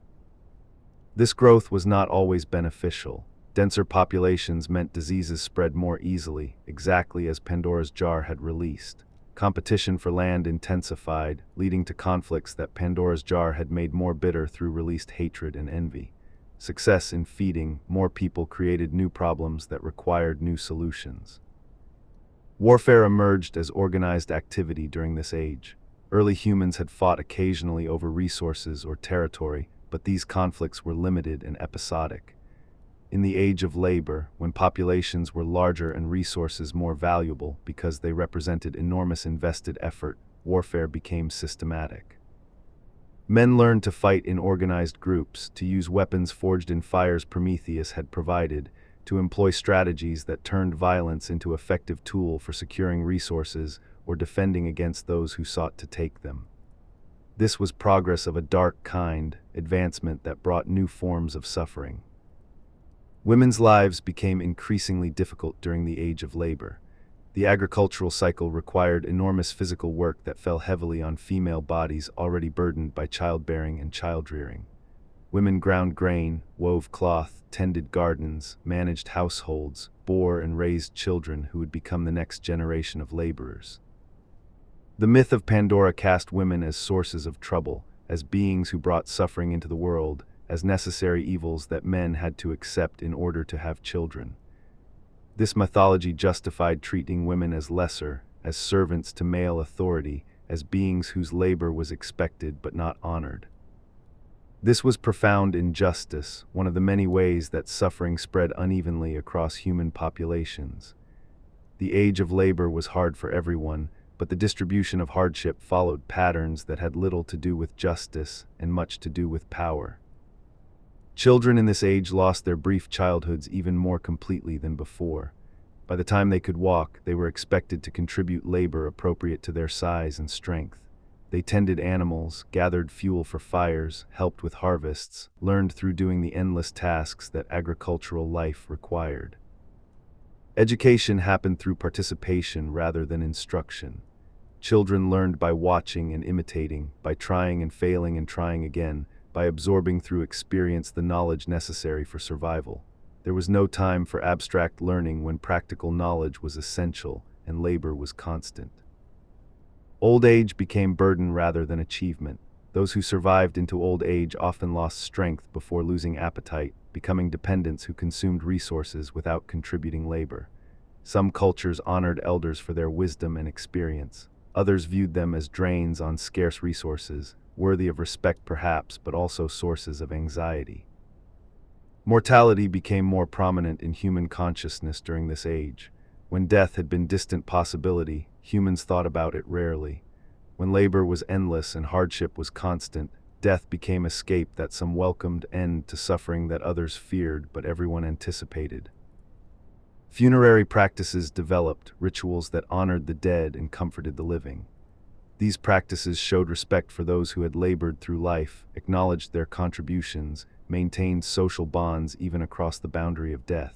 But they also revealed anxiety about mortality, fear of what came after, uncertainty about whether anything awaited beyond the grave.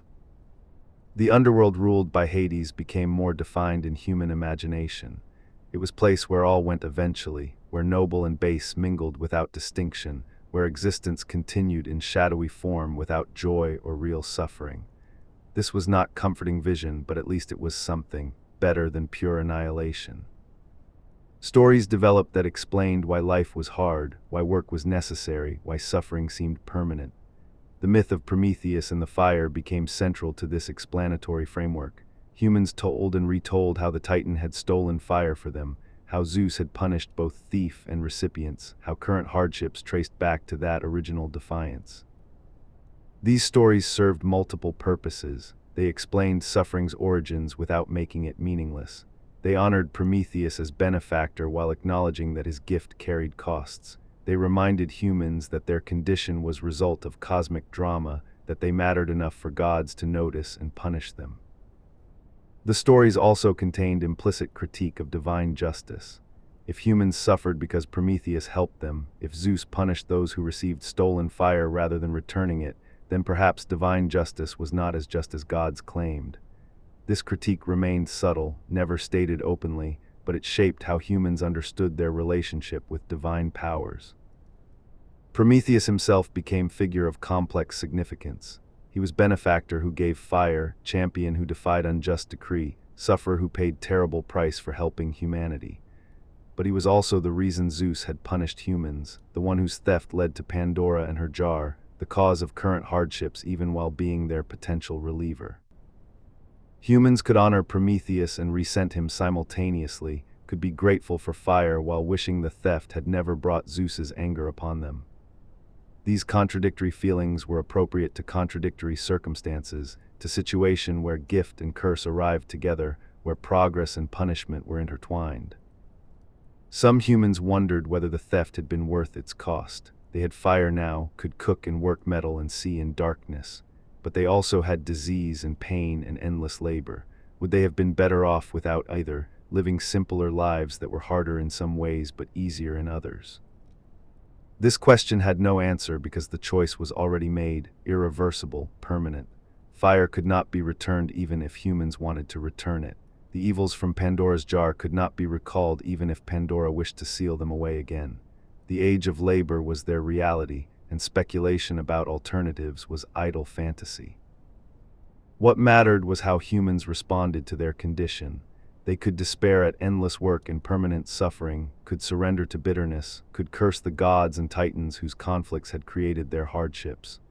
Or they could accept necessity, could labor with dignity, could find meaning in work itself rather than in escape from work. Hesiod advocates this latter approach. He tells Perses that work is good, that honest labor brings satisfaction, that justice requires effort but rewards those who pursue it. This is not naive optimism but realistic assessment, acknowledgement that complaining changes nothing while effort might improve outcomes. The age of labor revealed something important about human nature. Humans could endure remarkable hardships when those hardships seemed necessary and when effort produced results. They could work themselves to exhaustion for harvests that would feed their families. They could suffer through harsh seasons for hope of better times ahead. This resilience was not unlimited. People broke under too much pressure, despaired when effort brought no reward, gave up when suffering seemed meaningless. But many endured, most continued. Humanity as a whole survived and even advanced despite conditions that seemed designed to break them. Prometheus observed this from his mountain peak, watching humanity struggle with the consequences of his gift. His suffering had purpose in their persistence. His sacrifice had meaning in their achievements. He had given them fire, Zeus had given them suffering, and humans had responded by building civilizations anyway.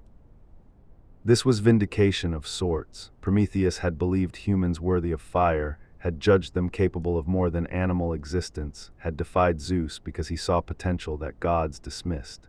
And humans were proving him right, not by escaping suffering, but by creating meaning despite it. They built cities where fire burned in every hearth. They created art using techniques fire enabled. They developed philosophy asking questions that animals never asked. They became something more than merely alive, achieved existence that had meaning beyond mere survival. Fire made all of this possible. Labor made all of this necessary. Suffering made all of this meaningful. The combination was harsh but generative, cruel but productive, unjust but ultimately beneficial to human development. This was the paradox at the heart of human existence in the age of labor. The worst aspects of their condition drove the best aspects of their achievements. The hardships they endured forced creativity they would not have needed without hardship. The injustice they suffered created the justice they demanded. This is what humans became after Prometheus's gift and Zeus's punishment. Neither blessed nor cursed purely, neither victims nor agents purely, neither happy nor miserable purely. Just people living complicated lives in difficult circumstances, working endlessly to survive and occasionally thriving despite conditions designed to keep them struggling.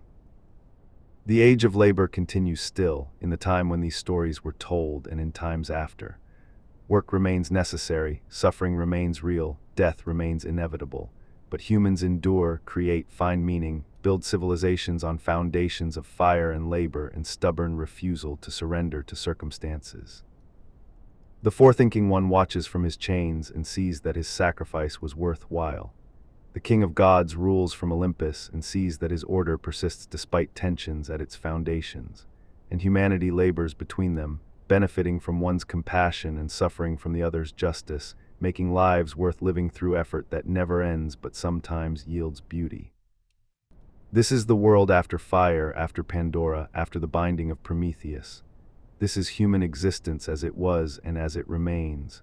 This is the age of labor, permanent and inescapable, harsh and meaningful, the condition that fire enabled and suffering ensured and justice attempts to govern. The story moves toward resolution, toward eventual release, toward changes that will shift these patterns slightly.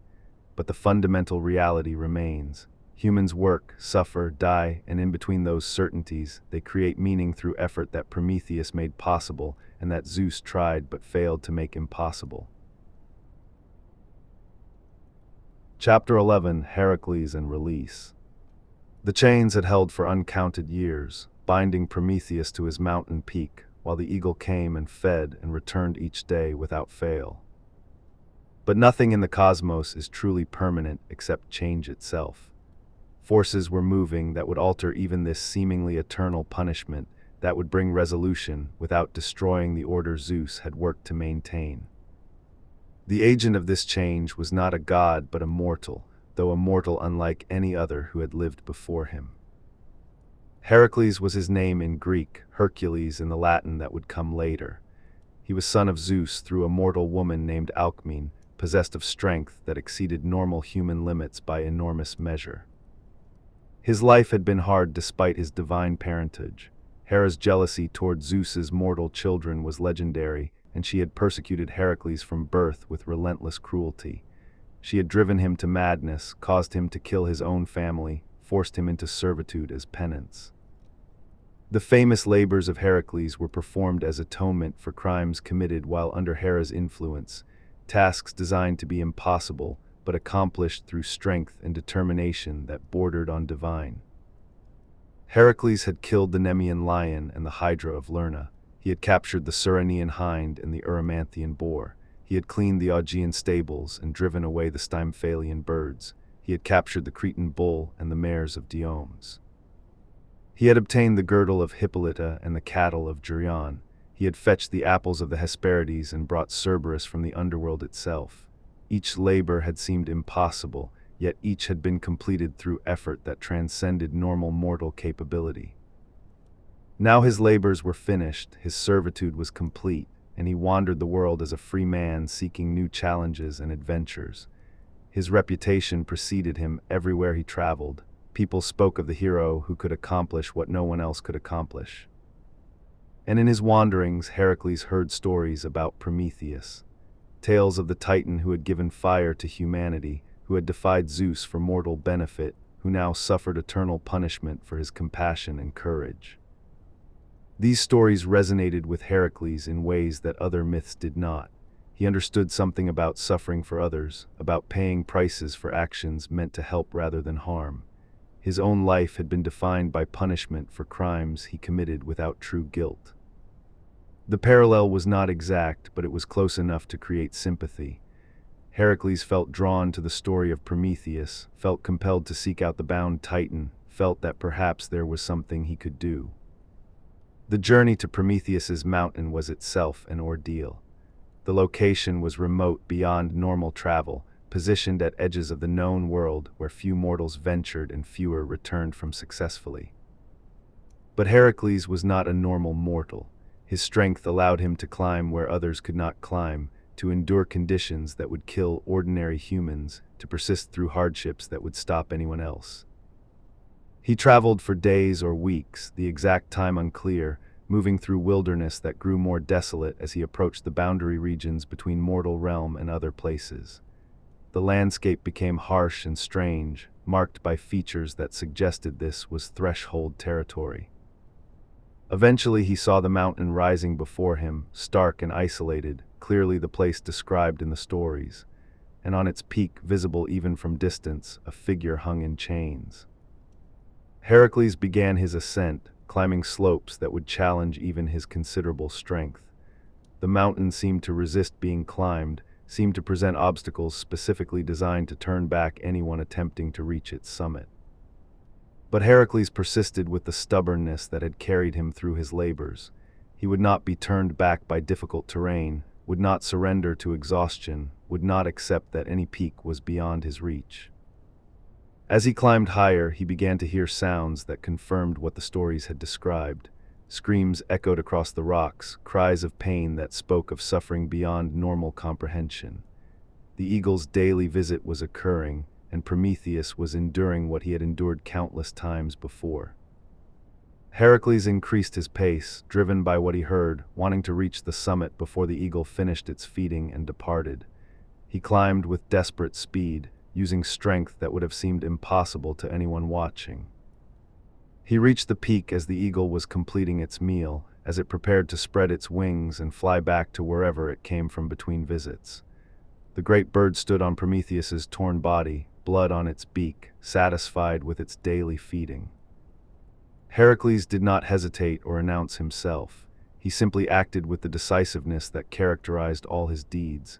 He drew his bow, the weapon that had served him through many labors, nocked an arrow, and took aim at the eagle. The bird was divine, protected by Zeus's decree, meant to be invulnerable to mortal weapons. But Heracles was not quite mortal, his arrows were not quite ordinary, and his strength was not quite natural. He released the arrow and it flew true, striking the eagle through its body. The divine bird shrieked, a sound that echoed across mountains and valleys, a cry of shock and pain, an outrage that something mortal had dared to harm it. The eagle fell from its perch on Prometheus's body, tumbling down the mountain slopes, dead before it reached the ground below. The creature that had tortured the Titan for uncounted years was destroyed in a single moment by a mortal hero with a bow.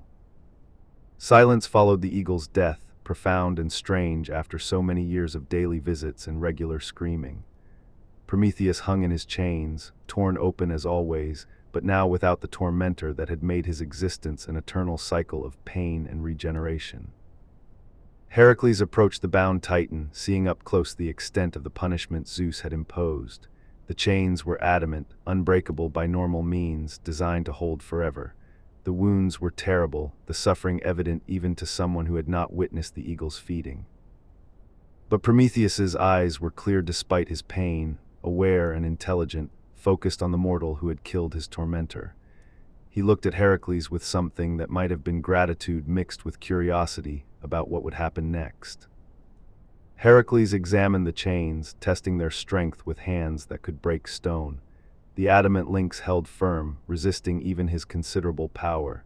These were divine fetters, meant to be permanent, designed to withstand anything short of Zeus's explicit permission to break them. But Heracles had broken impossible things before. His labors had taught him that nothing was truly unbreakable if enough force was applied correctly. He positioned himself carefully, gripped the chains, and began to pull with all the strength his half-divine nature provided.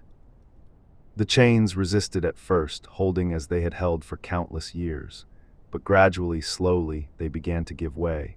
Not breaking cleanly but deforming, loosening, failing under pressure they had never been designed to withstand.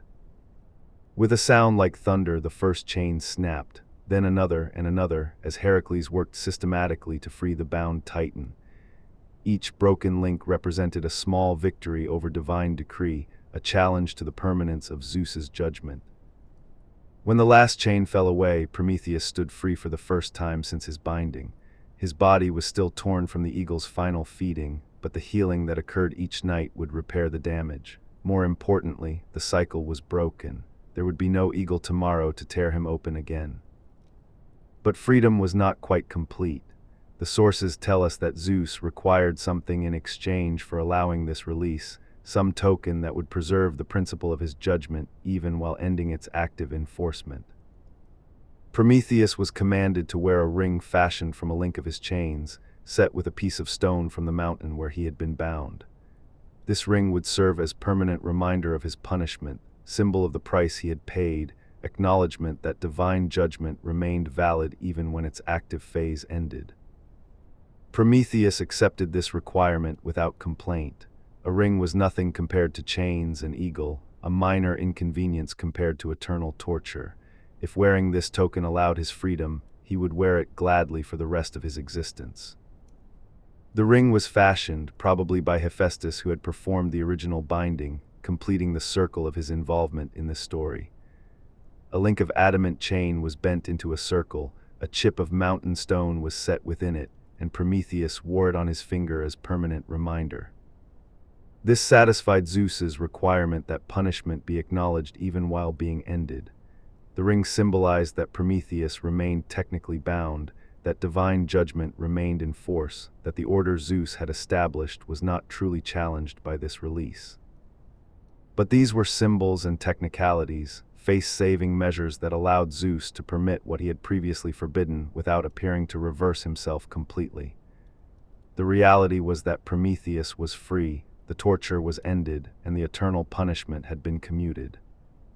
Why did Zeus allow this? The question is important because Zeus could have prevented Heracles from killing the eagle, could have stopped the breaking of chains, could have sent the Titan back into binding immediately after release. Part of the answer involves the prophecy.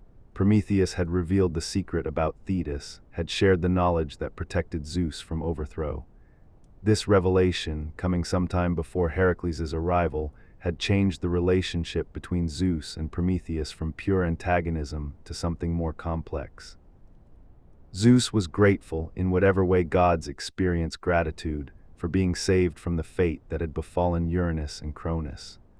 The prophecy's revelation had prevented Zeus from fathering the son who would overthrow him, had allowed Olympian order to continue stable and secure. This gratitude was not enough to simply release Prometheus without condition. Divine justice required that punishment be seen through to some kind of completion, but it was enough to allow another agent, a mortal hero with his own reasons for action, to accomplish what Zeus could not accomplish directly. Heracles served as intermediary, as the instrument through which Zeus's will could change without Zeus appearing to change his mind. This was sophisticated governance, allowing flexibility while maintaining the appearance of absolute authority. Another part of the answer involves the simple passage of time. Prometheus had suffered for centuries or millennia, depending on which tradition you follow. The point had been made, the lesson had been taught, the example had been set. Continuing the punishment forever served no additional purpose. Zeus was not simply cruel for cruelty's sake.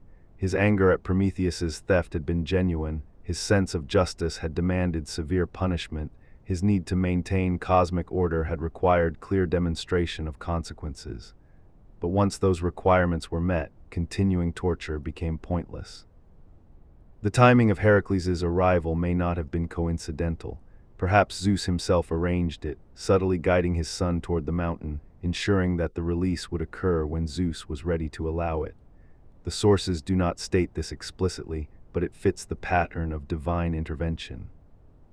Or perhaps Prometheus's forethought had seen this resolution coming, had known that eventually circumstances would align to permit his freedom. Perhaps he had endured with the knowledge that his suffering, while terrible and long, was not truly eternal despite appearances. Either way, the result was the same. The eagle was dead, the chains were broken, the ring was worn, and Prometheus stood free on the mountain where he had hung in torment for so long. Heracles and Prometheus descended the mountain together, the mortal hero and the freed Titan, both marked by suffering they had endured for actions taken with good intentions. There are no detailed accounts of their conversation during this descent, but it must have been remarkable. Two beings who understood sacrifice, who had paid prices for helping others, who had suffered under divine anger they had provoked through compassion rather than malice. They would have recognized themselves in each other, would have found kinship despite their different natures. At the base of the mountain, they parted ways. Heracles continued his wandering, seeking new adventures, eventually achieving immortality through his labors and becoming a god himself. His killing of the eagle became one more story in his legend, one more impossible deed accomplished. Prometheus returned to whatever existence freed Titans could have in a world ruled by Zeus. He was not restored to power or influence, was not given new responsibilities or domains. He simply existed, free but marked by his ring, remembered for his gift and his suffering. The other gods' reactions to his release are not recorded in detail. Some probably disapproved, feeling that eternal punishment should remain eternal. Others may have felt relief that the harsh example was finally ended, most likely just accepted it as Zeus's decision, not subject to their approval or disapproval. Humanity learned eventually of Prometheus's release, though the news came slowly to mortal populations scattered across the world. They celebrated in their various ways, grateful that their benefactor was no longer suffering for the gift he had given them. Stories were told about Heracles' role in the release, adding to the hero's already impressive reputation. He became known not just for strength and courage, but for compassion, for willingness to help even divine beings who suffered unjustly.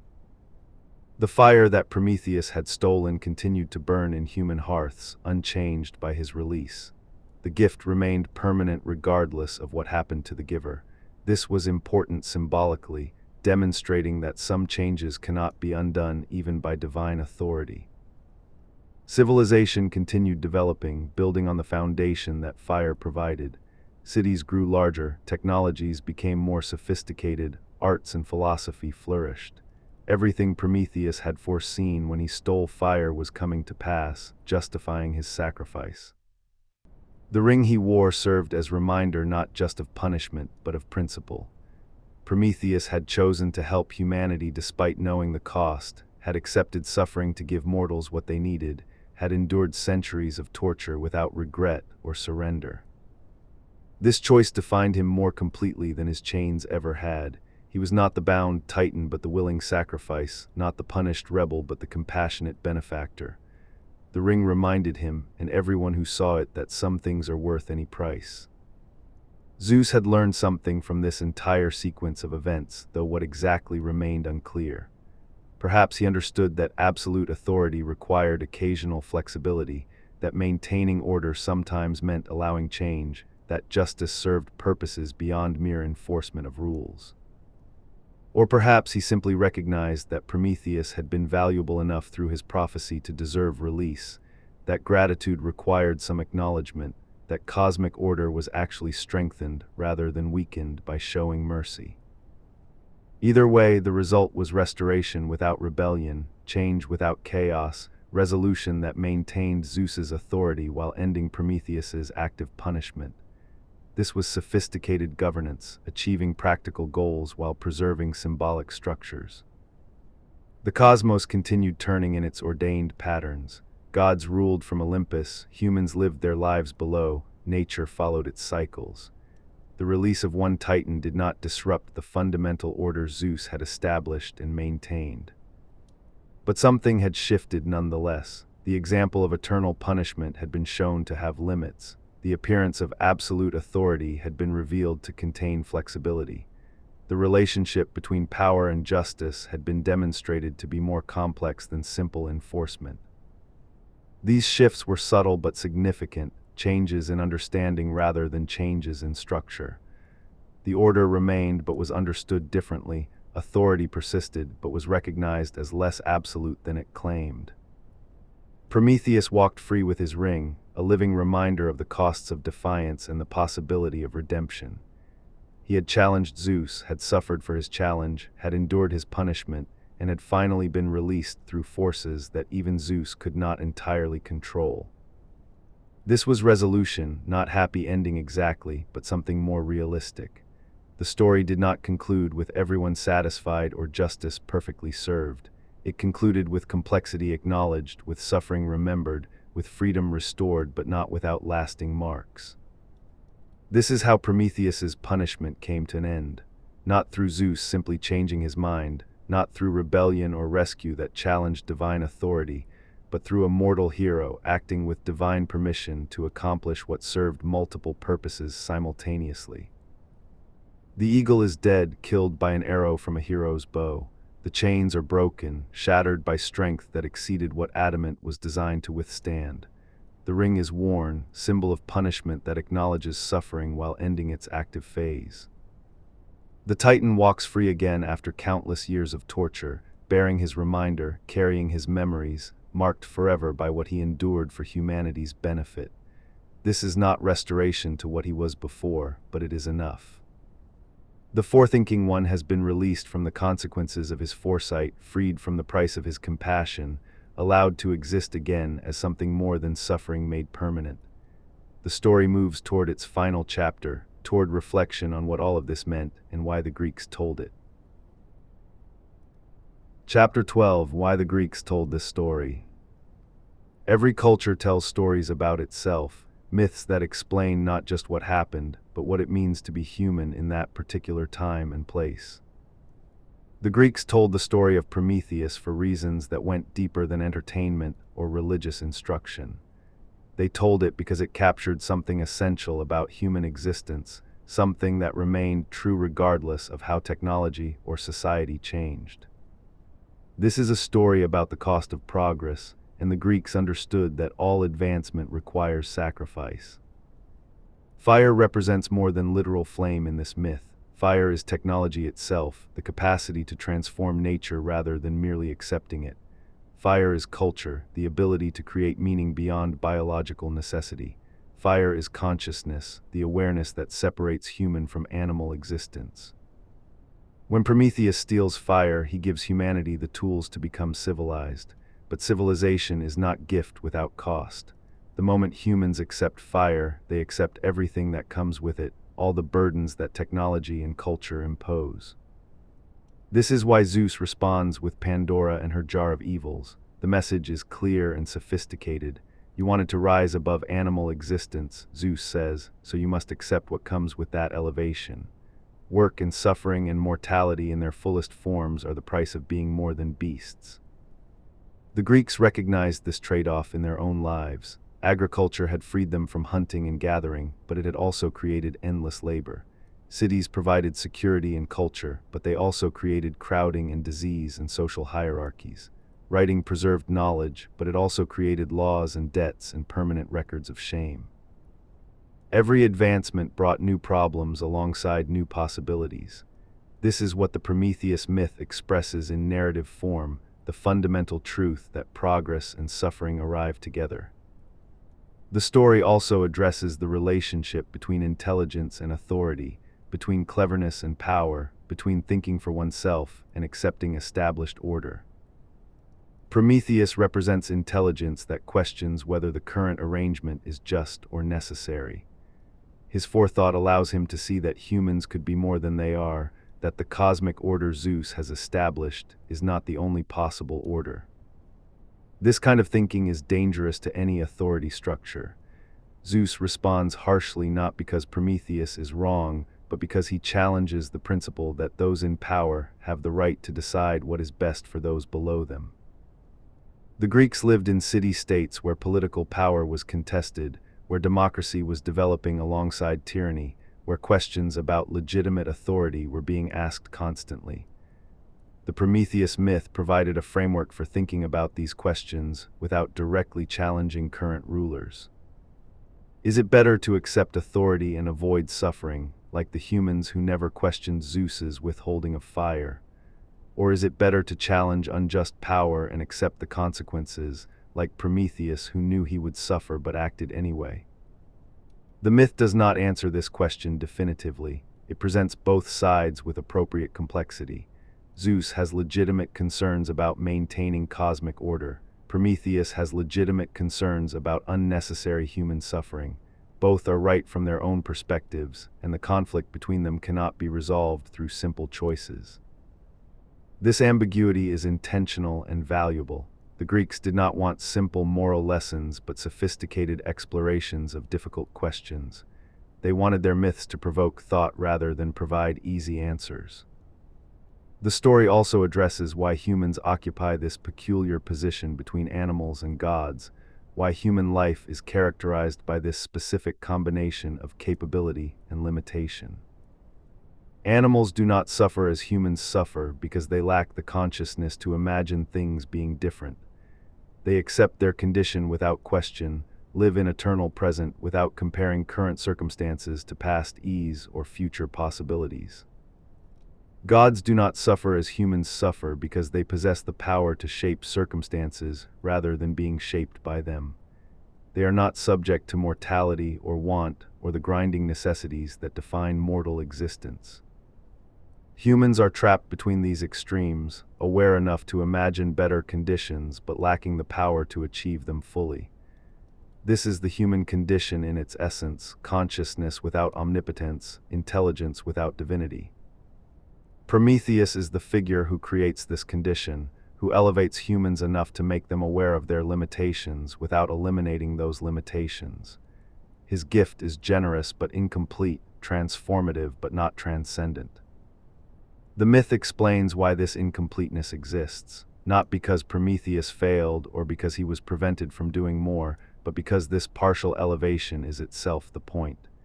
Humans are meant to exist in this in-between state, struggling toward improvement without ever fully arriving. This is not cruelty but design, not punishment but purpose. The struggle itself creates meaning, gives human existence its particular character, makes achievements valuable precisely because they are difficult. The binding of Prometheus addresses questions about sacrifice and whether noble actions justify terrible costs. Prometheus suffers eternally for helping humanity, enduring punishment that seems wildly disproportionate to his crime. The eagle and the chains and the isolation represent suffering at its most extreme, pain without purpose except as example to others. Yet Prometheus does not regret his choice. The sources never suggest that he wishes he had acted differently, that he considers the cost too high, that he would choose obedience over compassion if given the chance again. This is heroism of a particular kind, the willingness to sacrifice oneself for others even when those others cannot help or appreciate fully what was sacrificed for them. It is compassion without expectation of reward, justice pursued regardless of personal cost. The Greeks valued this quality highly, recognizing it in their own heroes and leaders who sometimes paid terrible prices for doing what they believed was right. The myth of Prometheus gave them a framework for understanding such sacrifice, for honoring those who suffered for communal benefit. But the myth also warns about the reality of such sacrifice. Prometheus is not rewarded quickly or easily for his compassion. He suffers for centuries before relief comes. The cosmos does not automatically honor noble intentions or just actions. Sometimes those who do right suffer most, and this suffering can last for a very long time. This is realism rather than cynicism, acknowledgement that justice does not always prevail immediately, that doing right often carries costs that must simply be endured. The eventual release through Heracles adds another dimension to the story. It suggests that even terrible situations can change, that suffering does not necessarily last forever, that circumstances can shift in ways that bring unexpected relief. But the release is not simple reversal or vindication. Prometheus wears his ring as permanent reminder. His suffering is acknowledged as real and lasting even after the active punishment ends. He is marked forever by what he endured. This reflects Greek understanding that some experiences change you permanently, that suffering leaves scars that never fully heal, that you can survive terrible ordeals but you do not emerge unchanged. The ring symbolizes this reality. Prometheus is free but not restored to his previous state. He carries his past with him always, reminder of both what he sacrificed and what he endured. This is honest acknowledgement that trauma persists even after circumstances improve. The story also explores the limits of power, even divine power, and the ways that knowledge can serve as protection or leverage against authority. Zeus is king of gods, more powerful than any single being in the cosmos, yet he cannot simply force Prometheus to reveal the prophecy about Thetis. He cannot extract information that the Titan chooses to withhold. Even bound and suffering, Prometheus retains this one form of power. This demonstrates that authority requires more than force, that governing requires consent or at least cooperation in certain areas, that even absolute rulers depend on others in ways that create constraints. The Greeks were familiar with this dynamic in their political lives. Tyrants might rule through force, but they still needed supporters, still required administrators who could be influenced through means other than pure coercion. Power was never as absolute as it appeared. The Prometheus myth illustrated this truth at cosmic level, showing that even Zeus faced limitations, that even divine authority had boundaries, that knowledge and stubbornness could protect against pure power. The prophecy about Thetis adds another layer of meaning. It suggests that cosmic order is always potentially unstable, that the pattern of sons overthrowing fathers could continue, that Zeus's rule is secure only through careful management rather than inherent permanence. This reflects Greek historical experience with political instability, with cycles of tyranny and democracy, with the constant possibility that current arrangements would be overturned. Nothing lasted forever, no order was truly permanent, all structures contained seeds of their own transformation. By making Zeus dependent on Prometheus's knowledge to avoid overthrow, the myth acknowledges this fundamental instability while also explaining how it can be managed. Information and cooperation can preserve order where force alone would fail. The relationship between Prometheus and humanity raises questions about why gods or other powerful beings would care about those beneath them. Most gods in Greek mythology do not care particularly about mortals. They notice humans occasionally, intervene sometimes, but generally remain focused on their own concerns and dramas. Humanity is background to divine life, not foreground.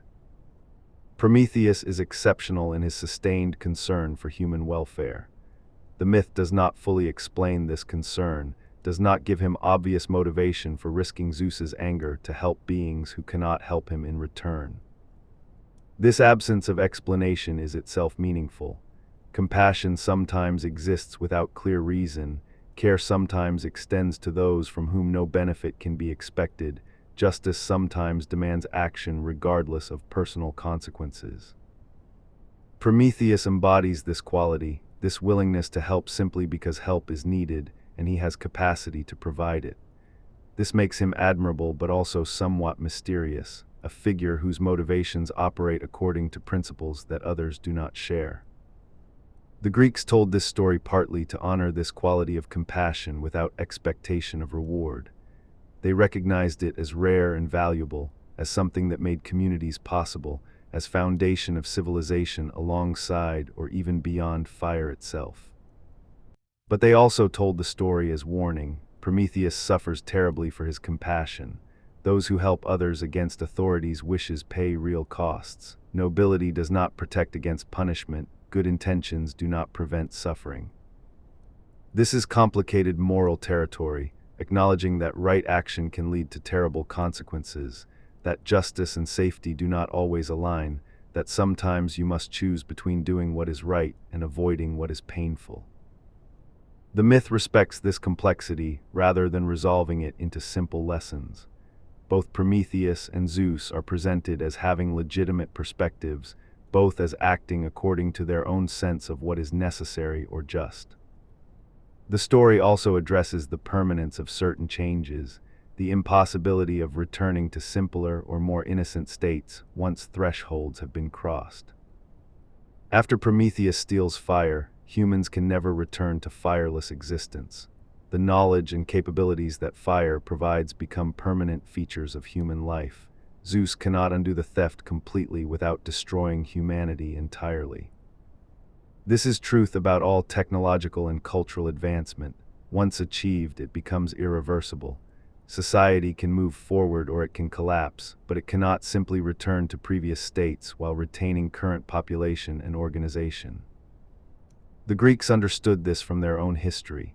They could not return to pre-agricultural existence, could not uncreate cities, could not forget writing or metalworking or navigation. They had to move forward with the tools and knowledge they possessed, managing the problems these created as best they could.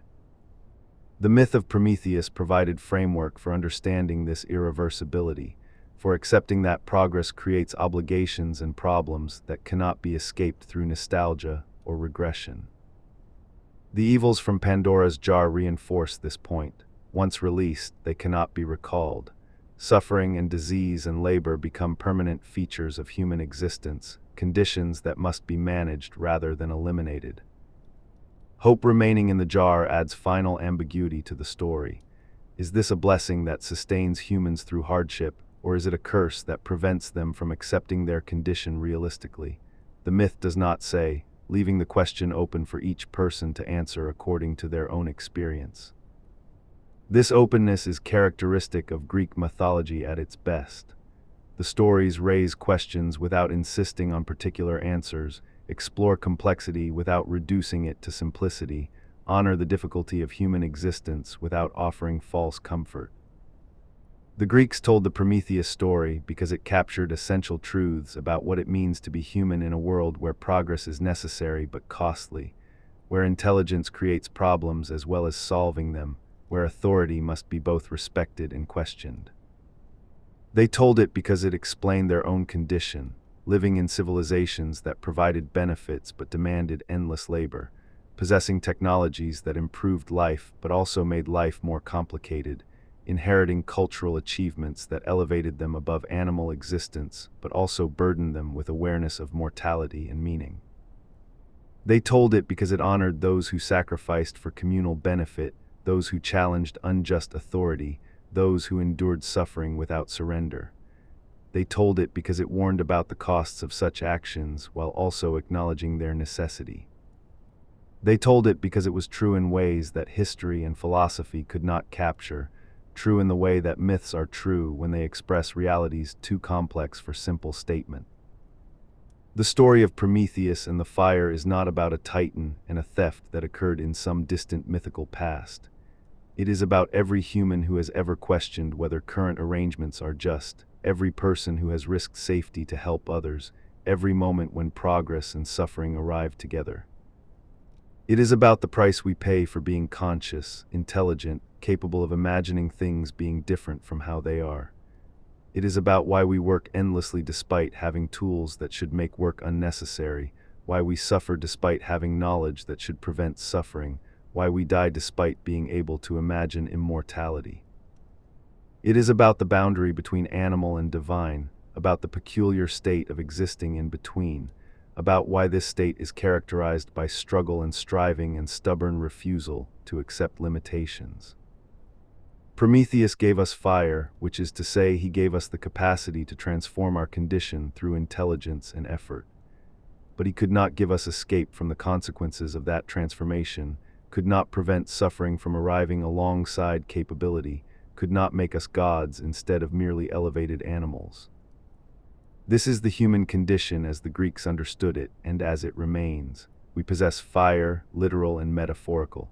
We possess consciousness and culture and all the tools that civilization provides, but we also possess labor and mortality and the awareness of our own limitations. We are grateful for fire while recognizing its costs. We honor Prometheus while understanding that his gift was both blessing and curse. We accept our condition while continuing to strive against its constraints.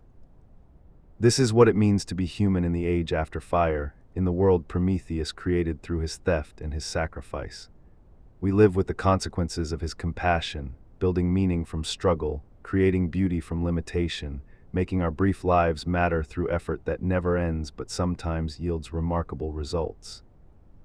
The story continues in every generation that tells it anew, finding in these ancient patterns reflections of contemporary concerns, recognizing in Prometheus's choice echoes of choices we face ourselves.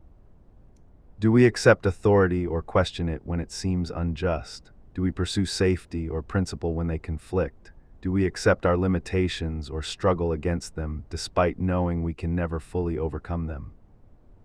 These questions have no final answers because they arise fresh in every life, in every situation where choice matters and consequences extend beyond immediate concerns.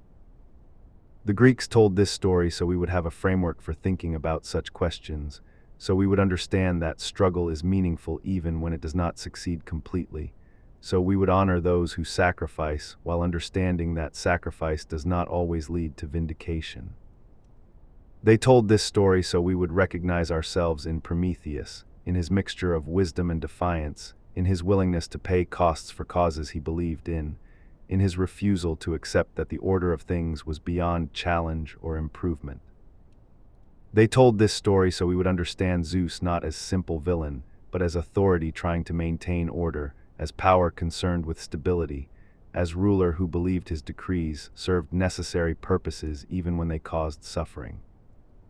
They told this story because reality is complex and human existence operates in that complexity, between clear rights and wrongs, between simple goods and obvious evils, in spaces where every choice carries costs and every benefit creates new problems. This is what the Prometheus myth ultimately means and why it endures. Not because it offers simple lessons or comfortable answers, but because it honors the difficulty of being human while suggesting that the difficulty itself is what creates meaning. Fire burns in our hearths and in our minds, literal and metaphorical. We use it to cook and warm ourselves, to see in darkness and work metal, to create art and build civilizations that last beyond our brief lifespans. But we also labor endlessly because fire requires tending. We suffer because consciousness makes us aware of mortality. We struggle because intelligence shows us how things could be better while lacking power to achieve perfection. This is the world after Prometheus, the human condition in its fullness, the reality we inhabit between animal and divine. We are grateful for fire while acknowledging its costs. We honor the forethinking one while understanding that his gift was complicated. We tell his story because it is our story, because it explains what we are and why we exist in this particular state of elevated limitation, because it suggests that struggle creates meaning even when it does not create escape. The forethinking one watches still with whatever awareness freed titans possess, seeing humanity build civilizations on foundations he provided, seeing us struggle with consequences he knew would follow, seeing us create meaning from the materials his gift made available. His sacrifice was worthwhile, his suffering had purpose. His defiance of unjust authority was justified by everything humans have achieved in the ages since fire was stolen and given and made permanently ours. This is why the Greeks told this story, why we tell it still, why it will be told as long as humans gather to share narratives about what it means to be human. Because it captures something essential and true, something that remains constant despite changing circumstances. We are fire bearers, struggle makers, meaning creators who exist between limitations and possibilities. We are the beings Prometheus believed worthy of his gift and his suffering. We are what he made possible through his theft and his sacrifice. And we honor him by using fire wisely, by creating beauty from difficulty, by refusing to surrender to circumstances however harsh, by building civilizations that justify the price he paid on our behalf. The story is complete but never finished, told and retold in every generation, always finding new resonances while maintaining ancient truths. This is the gift that endures beyond fire itself, the story that lights our way through darkness that is both literal and metaphorical. The forethinking one gave us fire, the story of that gift gives us understanding, and both together give us what we need to be fully human in a world that demands struggle but rewards meaning. What remains is awareness and acceptance, an understanding of the human condition and a commitment to creating meaning within it. Fire burns because Prometheus stole it. Consciousness exists because fire made it possible.